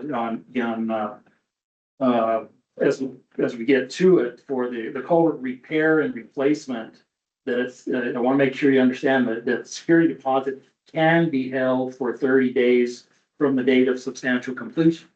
Okay, this gives us the opportunity, you know, because some of these, and we want to encourage repair and replacement of culverts as needed, where a contractor can go in and get his encroachment, pay his fee, but in 2 days, he knocks it out. It's perfect, and it's obvious everything's gonna work good. Well, you know, we get that money back, because it'd be tough for anybody to float out $3,000 for 6 months just on a culvert replacement. Back to water meters. So initially, yes, there was a time when contractors said, why don't you let us install them because the village backed up in installing them. So this section of the ordinance was brand new. It's maybe 5 years old. But now, as you know, water meters in the village are all being updated. And the village is managing that installation. The preference would be to strike this language. There was some conversation at the committee level to keep the language, but say that the village has final discretion for water actual connection. But the preference, I think, for staff would be if the village is already under contract to install brand new meters across the board, and we've got that in set in place, we don't need this language anymore. But again, that's a discretion of this body to say, maybe we keep it with provisions. The preference is just to strike it. Well, I I guess. know Santos. Yes. I was just gonna say, I mean, I know that was put in because the village was significantly behind in getting new water meters installed. And so, I mean, Yes. if that's no longer the case, then I would say that the provision doesn't need to be there. But I mean, I could see having it still there because, I mean, everybody's doing great and y'all are getting them in quickly. But if it slides again, you know, what are people supposed to do? And that was kind of the committee's idea of maybe not strike it completely, maybe keep it, but put provisions on when it should be permitted. But this is the context we're bringing it to you. The recommendation was to strike it, but the conversation at the committee level was maybe to keep it. And if that's something you want to consider of keeping with conditions, that's within your purview as a council. Mayor Pro Tem Council, maybe we should put a clause in here that allows a variance that comes before council. Because again, there are challenges with having third parties install water meters properly. And it can be challenging for us to come in and do an inspection. You know, they're in a hurry, they're doing it, they get it done already, and what are we gonna do? Like, come dig it up again so we can inspect it properly? There's a lot of challenges with it. It was, having this done originated because of the lack of resources at the village. We basically didn't have the money to pay the staff to do the work. That was the bottom line, and so this is an option for us to offload some of that work to local contractors. I feel it's a responsibility of the village for us to be putting our own meters in. And if we have that big of delays, in my opinion, that's a problem we have to solve. Sure, but I guess there was a time where builders were hauling water up to do stucco work and things because they just couldn't get a meter. And Yes. I'm not saying we're going back there. We certainly don't intend to. But I guess the question is, do you leave a variance carve out in here that if in 5 years meter installs are 120 days behind, you can flip that switch back on and say, okay, fine, the contractors can do it. I mean, that's up to the council. I wouldn't oppose something like that. So the committee just felt that this was good language, why not retain it with conditions? Yes. So it's effectively closed out. It's only village responsibility, but if a situation occurs where a public works director and manager feels we need to change it, the language is already there. I apologize for not researching this further. I thought this would kind of be a done deal and no brainer. Forgive me for assuming that. But please allow me time to check with the environmental department if it's even kosher for somebody to be working on the village side of the meter. that's not employed by the village. Sure. Because there may be a gray area. There may have been violation allowing somebody to work on the village water system without a contract essentially. For sanitation purposes, everything so forth and so on. But I will also say that it ended up not very many people did their own meter installation. But the ones that did have all had to be redone, for what it's worth. We can look at some of this language and putting it in, and if the public works director wants to make sure that this was even a proper allowance, we can bring all that back to you. It may be totally wrong, but I think it's worth checking into. Mayor Pro Tem and Council, the other consideration here is insurance liability. Like, I haven't asked specifically about the installation of water meters, but I can tell you this, that if we allow somebody to plow a village road, we allow it. And they hurt themselves while doing so. If we've allowed it, our insurance isn't gonna cover it. Now, if we didn't allow it, that's a different story. Our insurance is gonna cover it. But if somebody just arbitrarily starts plowing roads and hurts themselves, but if we say, yeah, you can plow your road, go ahead, why don't you plow up to here? And they're not a trained village employee using certified equipment that we have to use and following all of the rules, safety rules and all of that. It's just a homeowner plowing the road and we allowed it, our insurance wouldn't cover it. So it may be the same for installation of a water meter. I haven't asked that question. Okay, sure. Are you got anything else on water meters, Santos? No, that's the end of chapter 2. Last is chapter 3. I promise this will go quicker. Awfully quiet for a public hearing. I know. Did you have comments? He's saving. Fair enough. So in this one, I want to revert to the manager's suggestion on the very first page, the existence of private wells. So right now the code says if you have a private well, that's fine. But the moment we bring public water to your property, you can only use that well for irrigation. And then it also says you can't tie your well into our public system. Our public system is just treated water, not domestic wells. So the recommendation would be to strike the language that allows for that domestic well to be used for irrigation, and that's on your supplemental. So that's on page 1, a new recommendation. At the bottom of at the top of page 2 is the bottom of page 2, irrigation meters. So the Infrastructure Roads Committee suggested irrigation meters are only permitted in these zoning districts, 03, 4, 5, and Frontier Park. 03, 04, 05, that's the golf course, that's the ski mountain, that's the Allen Fields, that's the Greenbelts, that's Girl Scout Ranch. Suggestion from the manager is to limit it to property served by public sanitary sewer. So public sanitary sewer exists at the golf course, exists at the mountain, exists at Allen. Well, we've run sewer, well, there's sewer right now. We've ran water in to Allen Field so that we can have utility hookups for concessions and restrooms. So if you went with the manager's recommendation of just limiting it to service by public sanitary sewer, you can establish a meter rate for that off the sanitary sewer meter. But it also lines up with what the committee was saying. Golf course, Olympic Park, Frontier Park, those properties are all served by public sanitary sewer. And the idea is also, there's only 7 miles of sanitary sewer in the village. And so you're not having properties everywhere. All of a sudden, I got my domestic and I want an irrigation.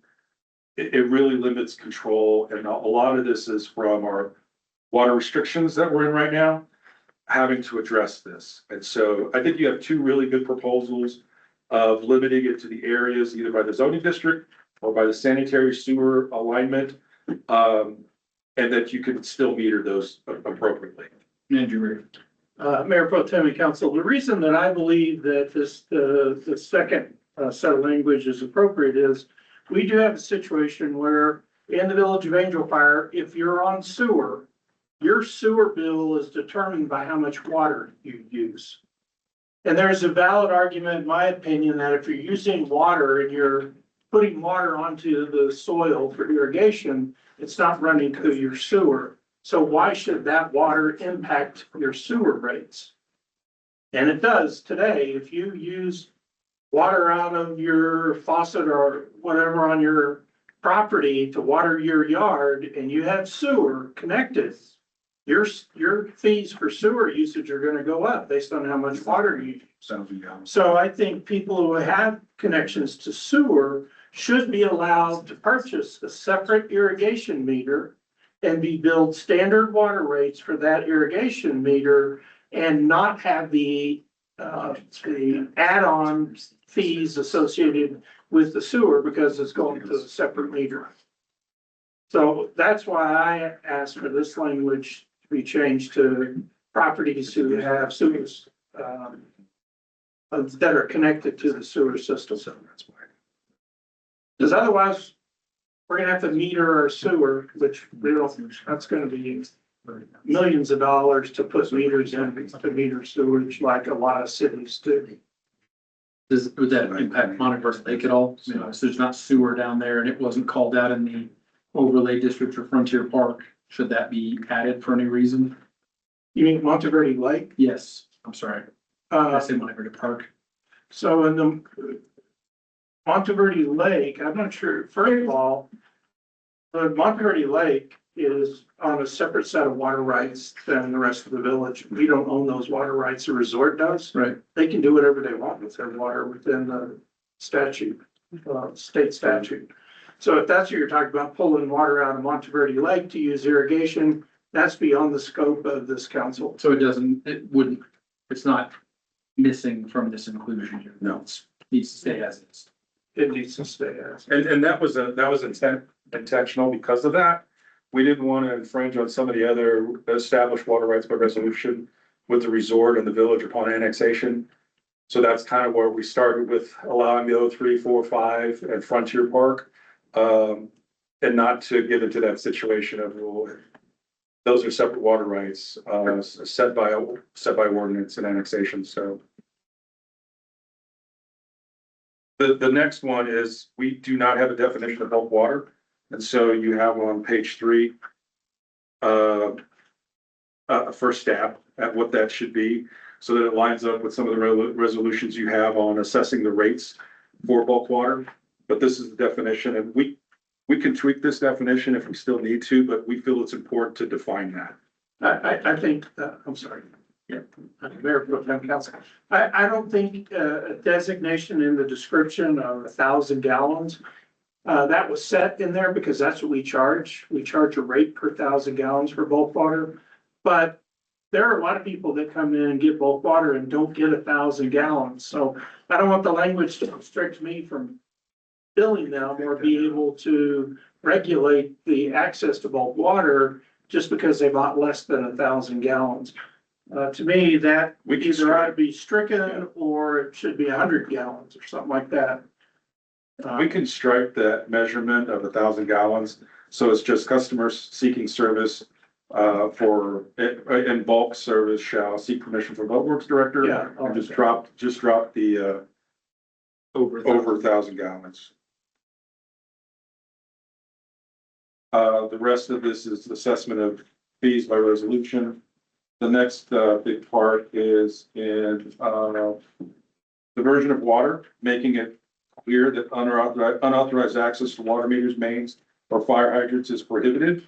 Only village employees are authorized personnel to access a fire hydrant, and that the council can establish fines and penalties by resolution for people accessing hydrants. You look to water conservation. The committee had recommended properties that are serviced by domestic wells. It's recommended that they comply with water conservation restrictions when they're applied. There's a proposal from the manager's office that every property within the village needs to be in compliance. So I will say that at the committee level, some committee members didn't want to be able to overstep, state engineer's allotment of water for this parcel. But it's also, we're all from the same water table.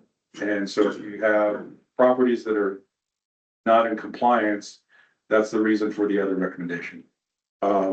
Moving quickly into that, so we can capture all of this. Adding the language at the bottom of page 9, commercial and residential properties are limited to outdoor irrigation 3 times a week. The ordinance today says 6 a.m. to 10 a.m., 6 p.m. to 10 p.m.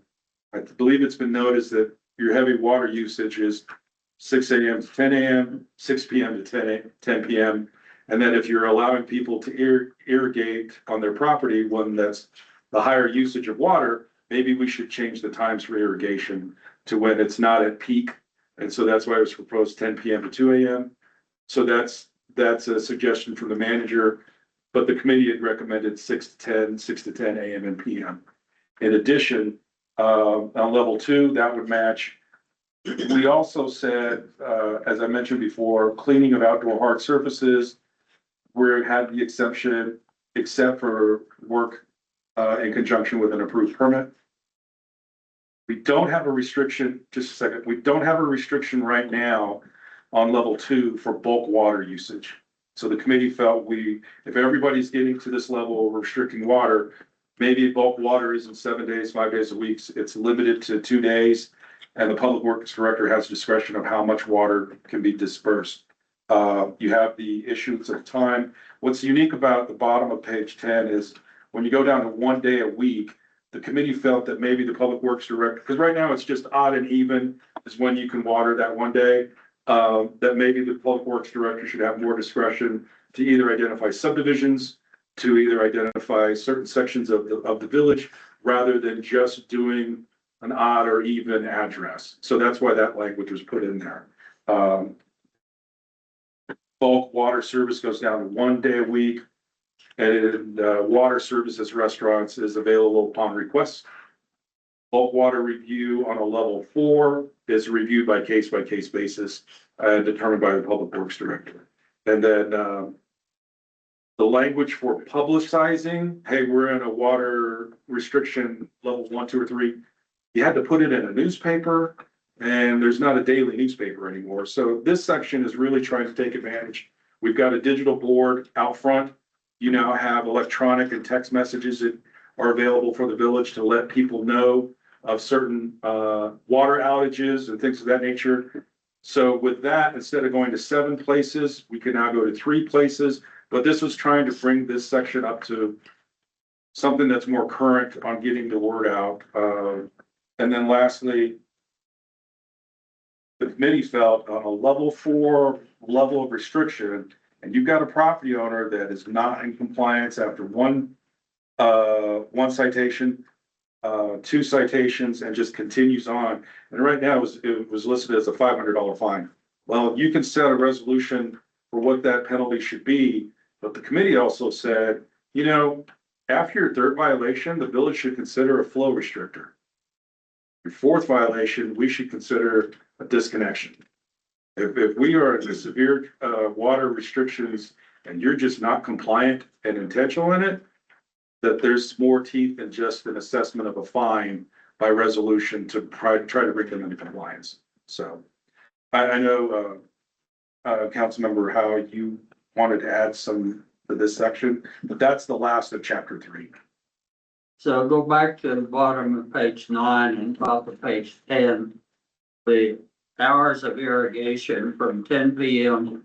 to 2 a.m. I understand why, Yeah, because we think that people have come home, they've had dinner, they've showered, they've used their water.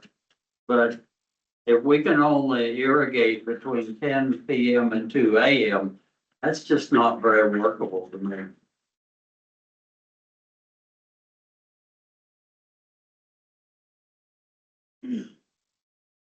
again, this is, I think, at the purview of the council and what direction they want to take. Mayor Pro Tem and Council.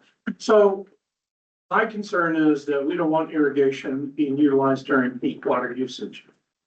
This was a time, we could start it at 5 o'clock in the morning and go till, probably 6 or 7 before we start hitting peak usage. We can set that time at whatever. My objective is, I just don't think we should be telling people the only time you can water your yard is when the highest usage of water is occurring in the village. And that's what those previous times stated was, you can only use it during high usage periods. The other thing is, especially in the summer, you waste a lot of water when you irrigate during the day. So to me, the logical place to irrigate is at night. You get better effective water. Now, there are some terrains in which they don't want you to water it the first of the night, because then the water sits there all night and it could cause problems with your lawn.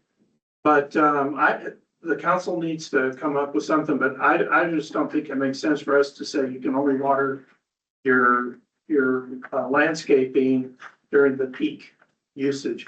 And there might have been a time when that convenience was important, because people had to go turn the faucet off and turn the faucet back. Turn it on and turn it off. But today, with all the timing technology that we have on things, I think people could very easily set their timers to go off when there's low water usage. Oh, we agree to disagree on that one. Okay. But I think that's fair. I think this is where that conversation should take place. You have two proposals, one from committee, one from the manager. But again, it's only when we're on these water restrictions and this activity being regulated and defined more thoroughly. I mean, I know everybody's worried because we're going along, but I think it's part of the reason why we're in this situation. Some of the stuff was rushed through. Well, I think we need to realize, because I myself was under the impression that when water restrictions would be imposed, it would be due to it being mandated by like the state engineer's office. The scenario where reaching the end of our allotment for water rights, so forth and so on. Where what we're trying to accommodate here is our current situation that initiated these restrictions is the fact that part of our water system is failing due to the drought. The well is not producing what it normally does.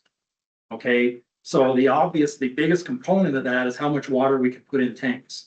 And if the goal is to keep those tank levels up and running for water supply and for fire protection, again, the two highest use points during the day, 6 a.m. to 10 a.m., 6 p.m. to 10 p.m. are the absolute worst times to be watering irrigation. So this change in this resolution, it accommodates the situation that we're in, where we have a challenge with our water supply.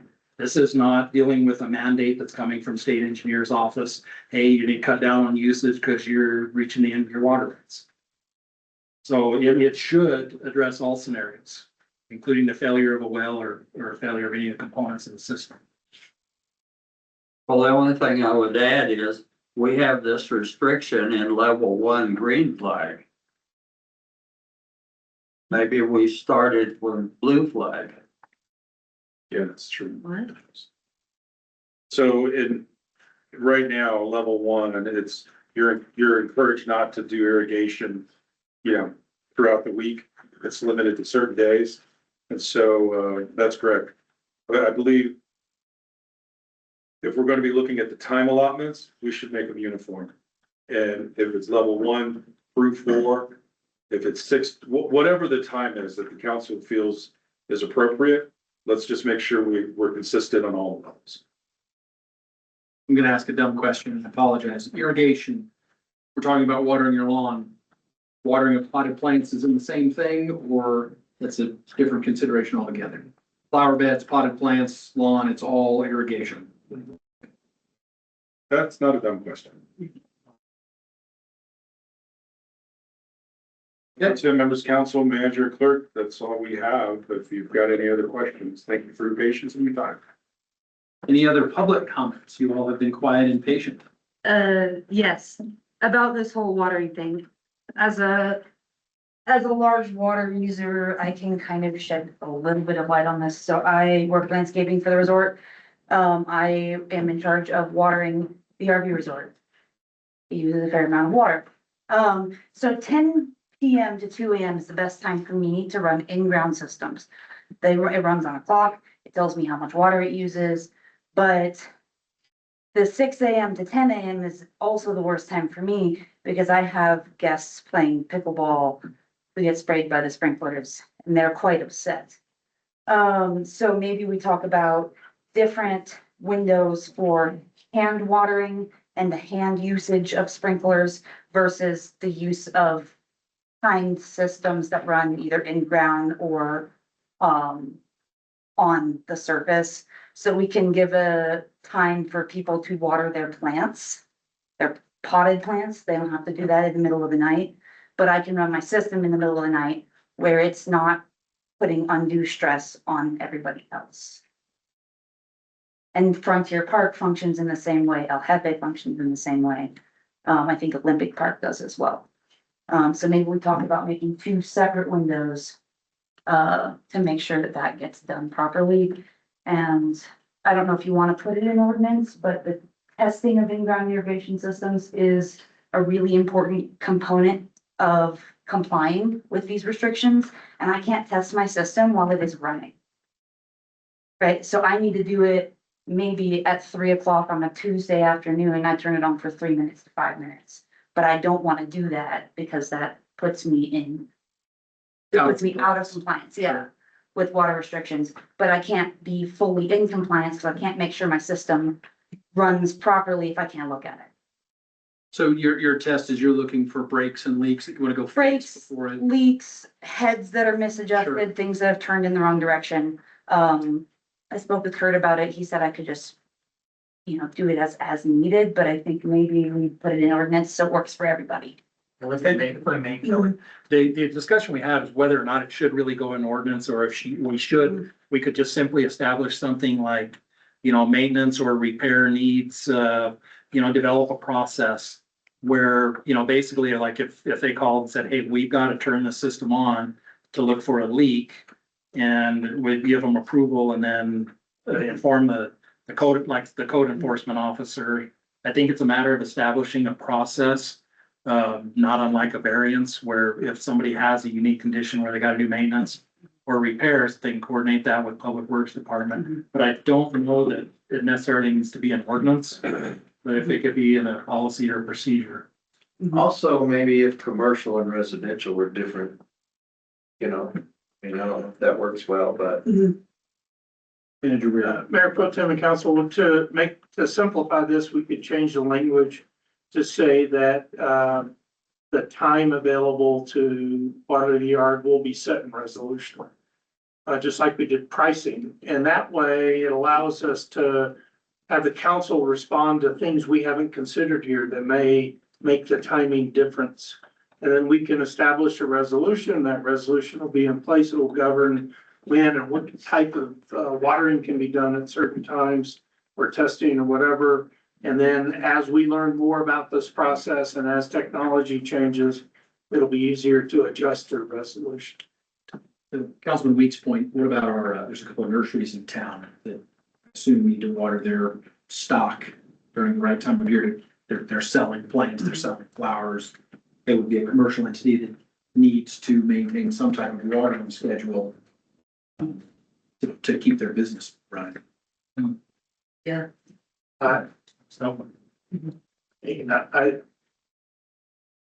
Mayor Pro Tem Council, there's no doubt that's a consideration and it's a separate or it's different than say public consumption. Sure. But my concern is that when we start getting into water restrictions, we don't want to be put too many exceptions in there. Sure. Because all of a sudden now we're not solving the problem we have, which is basically a low water table right now. Would it be useful to suggest, doing a % of average cap? So if you run a business, you use water, you get 60% of what you use on average. Seems to be hard to measure. A similar issue came up with a business that their business is pressure washing homes and staining them. and which goes against the daily washing and so forth and so on. Many of those have the setup with the pressure washer in the tank. So obviously the best option under level 2 restrictions is to buy bulk water. Yep. You know, as opposed to hooking onto the hydrant there, but the nursery. We've got one. Nursery written. I mean, I prefer the language that the committee came up with. I believe that if you're under permit, if you have a permitted use, you can use water. So that would be, if you have a permit to, you know, to put a new deck in, and that requires you to power wash it before you paint it. That's permitted work. So they would be allowed to do that. Because actually, it was the resort that brought up the point to us. It wasn't considered previously an ordinance that these water restrictions are going to impact people's ability to continue to construct homes and other things like that that are part of business. And again, it's a balancing act because we want to promote business. We're dependent on the success of business, and I think you all heard me say before, construction is now the second largest generator of GRT for the village.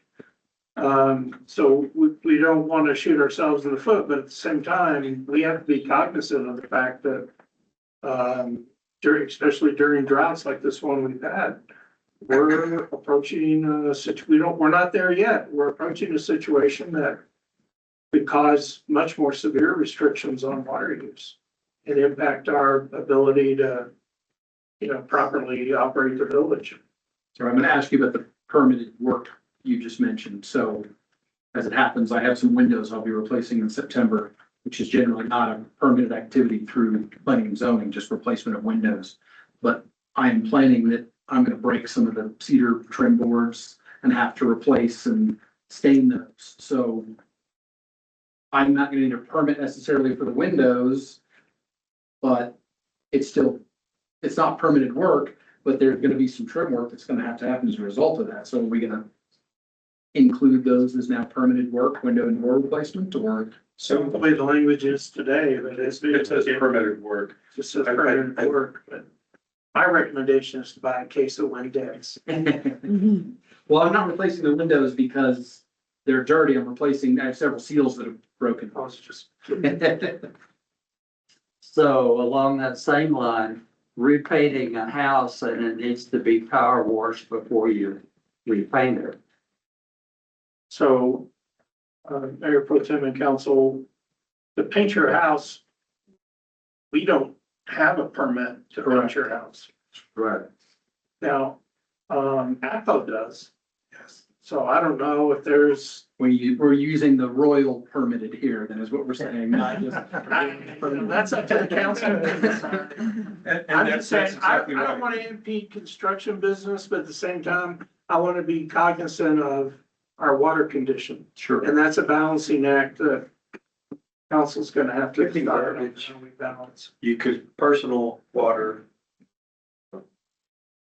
Mayor Pro Tem, members of council, I think this conversation is spot on. I would prefer that we add language to give exemptions for handheld irrigation as opposed to an irrigation system. I think we're also trying to carve out the exceptions for the RV park, golf course, or that, those are mine. We The don't. nursery somehow's gotta get. So I think we could look at that commercial activity and commercial property as well. But overall, I feel this is a good direction for these amendments to be presented to council for consideration to move forward and permission to proceed. We can bring in some touch-up language, but again, this is a big ask for Title VII. And breaking it out in segments, I think is a better way to do it. Otherwise, we'd be here till 3 a.m. and I don't recommend that. But this is the very first take. We're gonna bring some other amendments to you with respect to storm streets, things of that nature. But if you desire that these to move forward, proceed, we've taken notes on some of your comments to work into another iteration. And I would prefer to bring it to you in this format by chapter. So you see how it flows overall and trying to line it up correctly. Thank you. Any other public comments? All right. Proposed amendments to Title VII as an ordinance 2026-04 is now closed for public comment. So we will move on to item B. I'd like to open discussion to permission to proceed with ordinance 2026-04, an ordinance amending Title VII, Chapters 1, 2, and 3 of the Village Code with approval subject to council amendments. So I guess my question before we proceed is, there's several modifications and amendments that need to be made to this. What's your comfort level with the next steps of permission to proceed here versus? Subject feel to council, consideration of amendments today. Yep. Is how I prefer to set the parameters Okay. and work with what the conversations were tonight. And I can bring you, back at your direction where we are. I think if the council still wants to consider like the time elements by resolution or some of the other recommendations, I think we could still flesh that out, and we'll prepare that as an A and a B amendment or A, B, or C amendment. But I think we captured your direction overall, subject to the proposed amendments as considered by council and discussion. If the motion was lined up some way along that, or can go by each chapter. I like this section, this section, this section. It's at your discretion. I guess, Manager, where were your thoughts? This is going to be a substantial number of amendments to a fairly lengthy document here. So, Mayor Pro Tem and Council, my main objective of these amendments was to get them before the council at this point, because I wasn't able to make the committee meeting that day. I had other commitments, and I wanted to get this in your mind. What I recommend that the council do is to vote to move to proceed with the version recommended by the committee. And then in the next process, we can be better prepared to give the council choices. So on item number A, do you want this option or something else? Item number B. And we could then go through and determine which options that the council wanted, and then do a vote on the final amended ordinance at that time. So right now, my recommendation is to keep it relatively straightforward, is to just approve the version that was submitted by the committee to the council. And that notice to proceed, next steps are to legal. What are we getting to? We have to advertise it for 14 days. We have to advertise another public hearing. It will go to legal. So what we put to them will go to, what they recommended will go to legal. We don't, there's no requirement to go to legal. If y'all prefer, I can hold off on going to legal until a later date. But typically it would go to legal when you give a notice to proceed.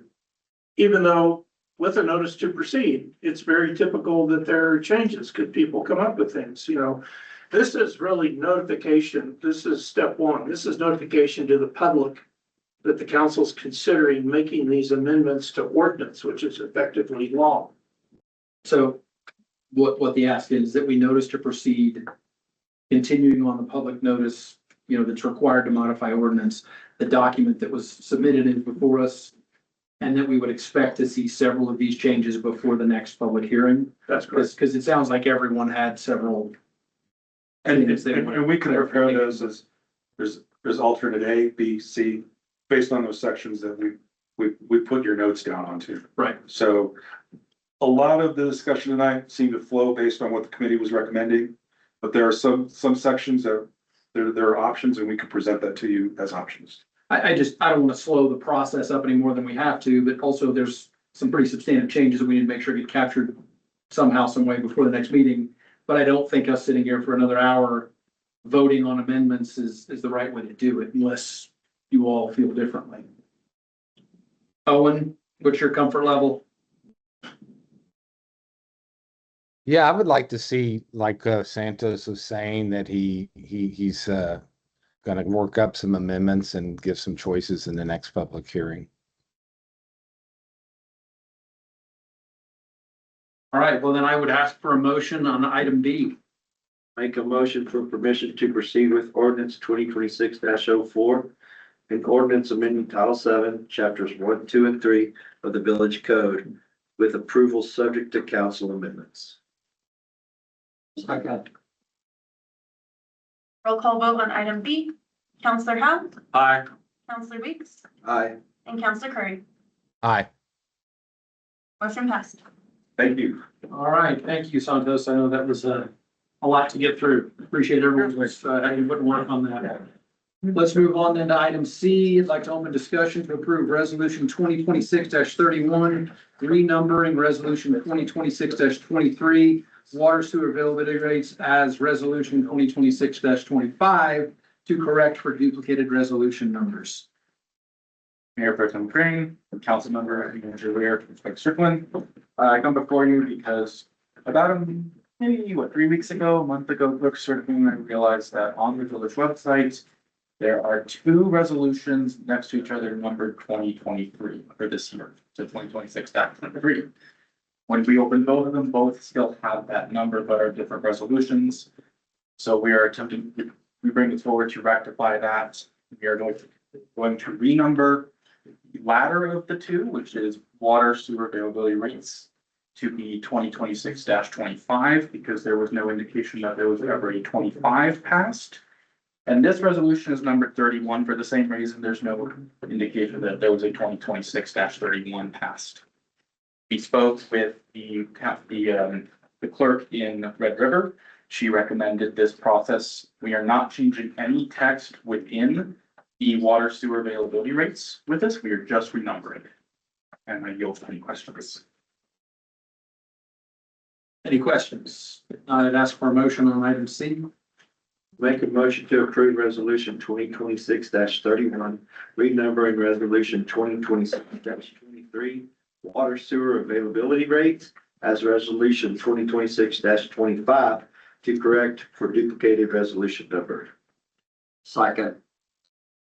Roll call vote on item C. Counselor Howe, Aye. Counselor Weeks, Aye. and Counselor Curry. Aye. Motion passed. Thank you, council. Thank you. Moving on to item D, I'd like to open discussion to approve resolution 2026-66, a resolution rescinding resolution 2026-06 and resolution 2026-15, and establish an electronic payments convenience fee. Director Rendell. Yes, Town Council Manager Ware and Clerk Strickland. Resolution 2026-15 attempted to rescind 2026-06, but there was typographical errors in there, and so it rescinded versus rescinding. It seems like a small thing, but the little details matter. So 2026-66 is rescinding both of those and implementing the language of the original intent of 2026-15. Stand for any questions. Any questions? Not, I'd ask for a motion on item D. I'll make a motion to approve resolution 2026-66, a resolution rescinding resolution 2026-06 and resolution 2026-15 and establishing an electronic payment convenience fee. Second. Roll call vote on item D. Counselor Howe, Aye. Counselor Weeks, Aye. and Counselor Curry. Aye. Motion passed.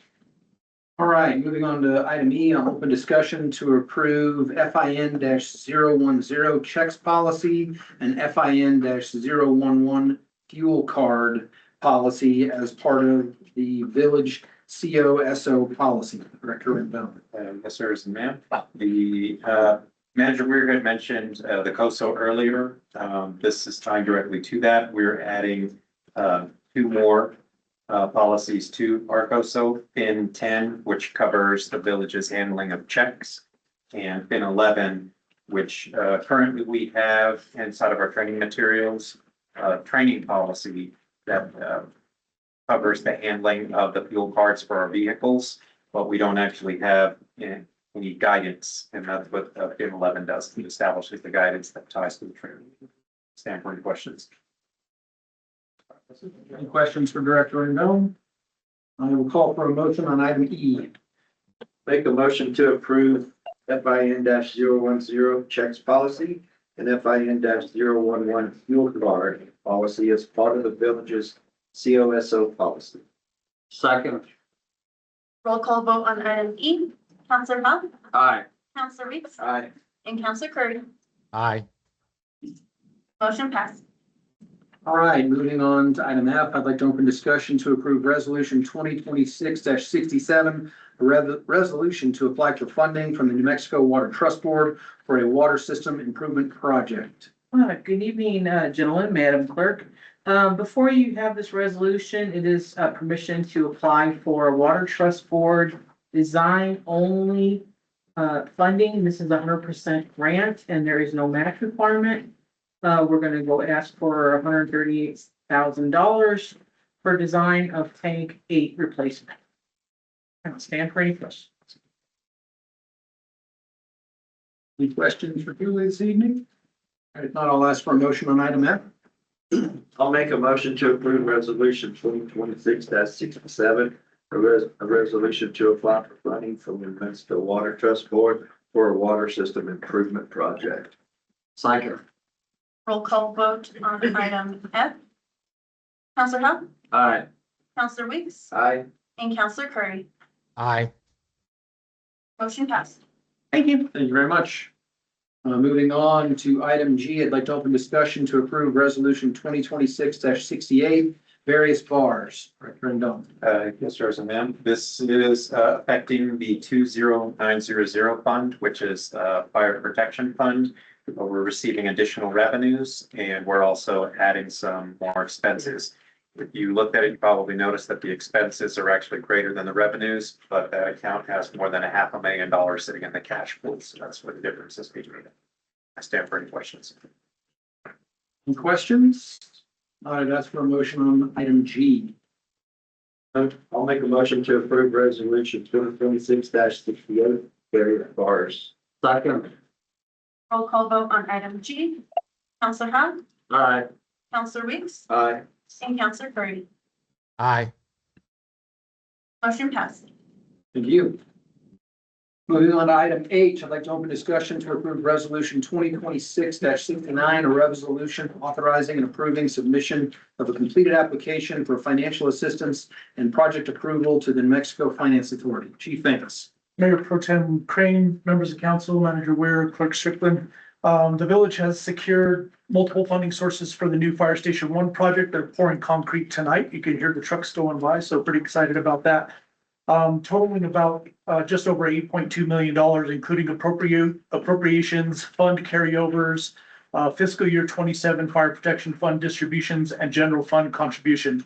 However, the reliance on fiscal year 27, this next upcoming season of fire protection funds, would extend the fund and severely impact operational needs. We use the fire protection funds for various things like pump testing, hydrant testing, hose testing, and various other things. So instead of doing that, making a PPRF loan necessary to cover the remaining project balance without diverting essential operational dollars from Fund 209, which Director Rendon just addressed, or the general fund. The PPRF loan allows the village to complete construction while preserving core operations funds for equipment, maintenance, and other fire service readiness. Stand for any questions. Our intent is to apply for a PPRF loan for $2.4 million and carry forward with that. It would be serviced by money that we get from the 209 fund in annual distributions. Any questions for Chief Vance?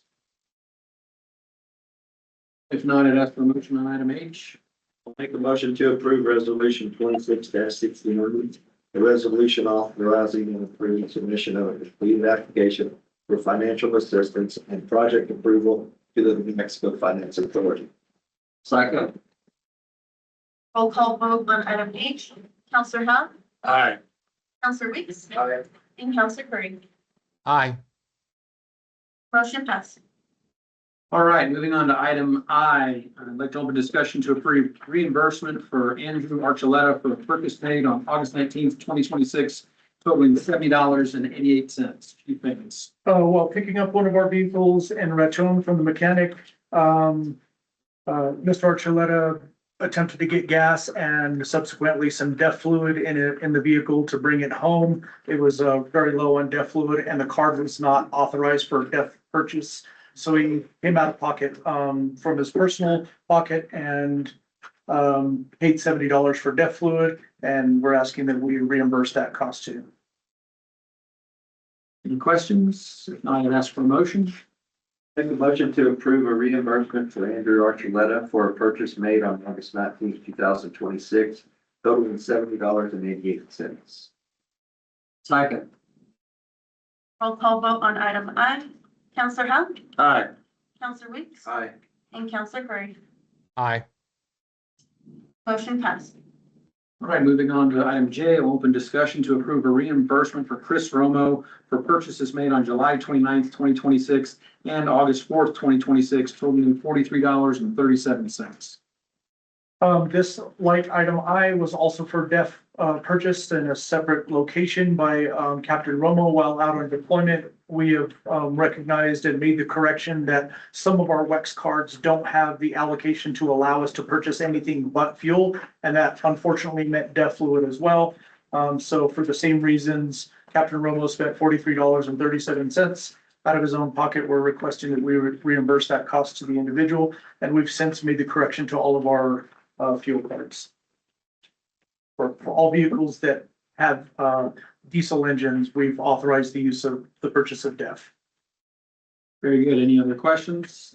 Not, I'd ask for a motion on item J.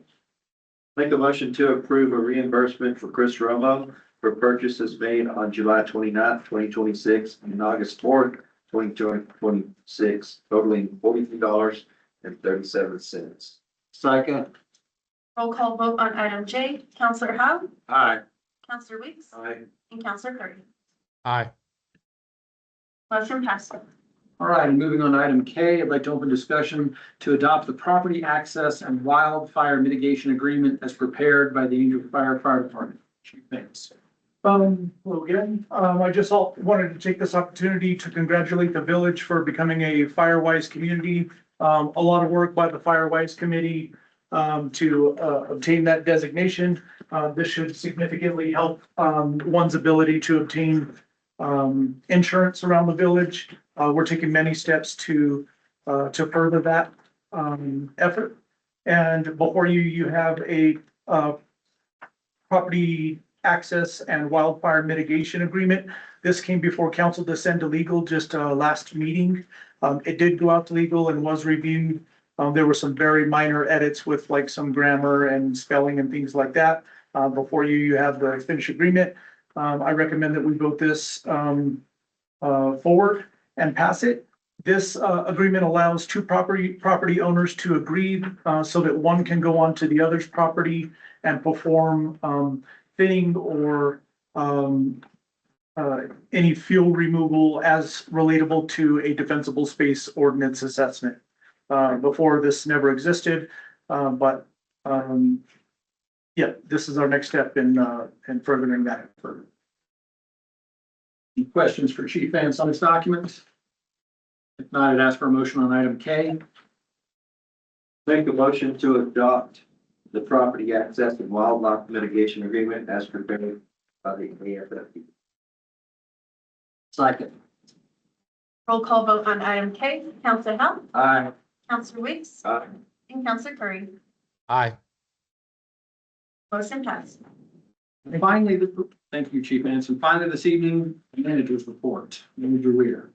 Mayor Pro Tem Council, I appreciate the opportunity, but most of the major issues were addressed by direct reports, and so I have no further comments tonight. All right. Well, if there's nothing else, we will. Thank you all for attending.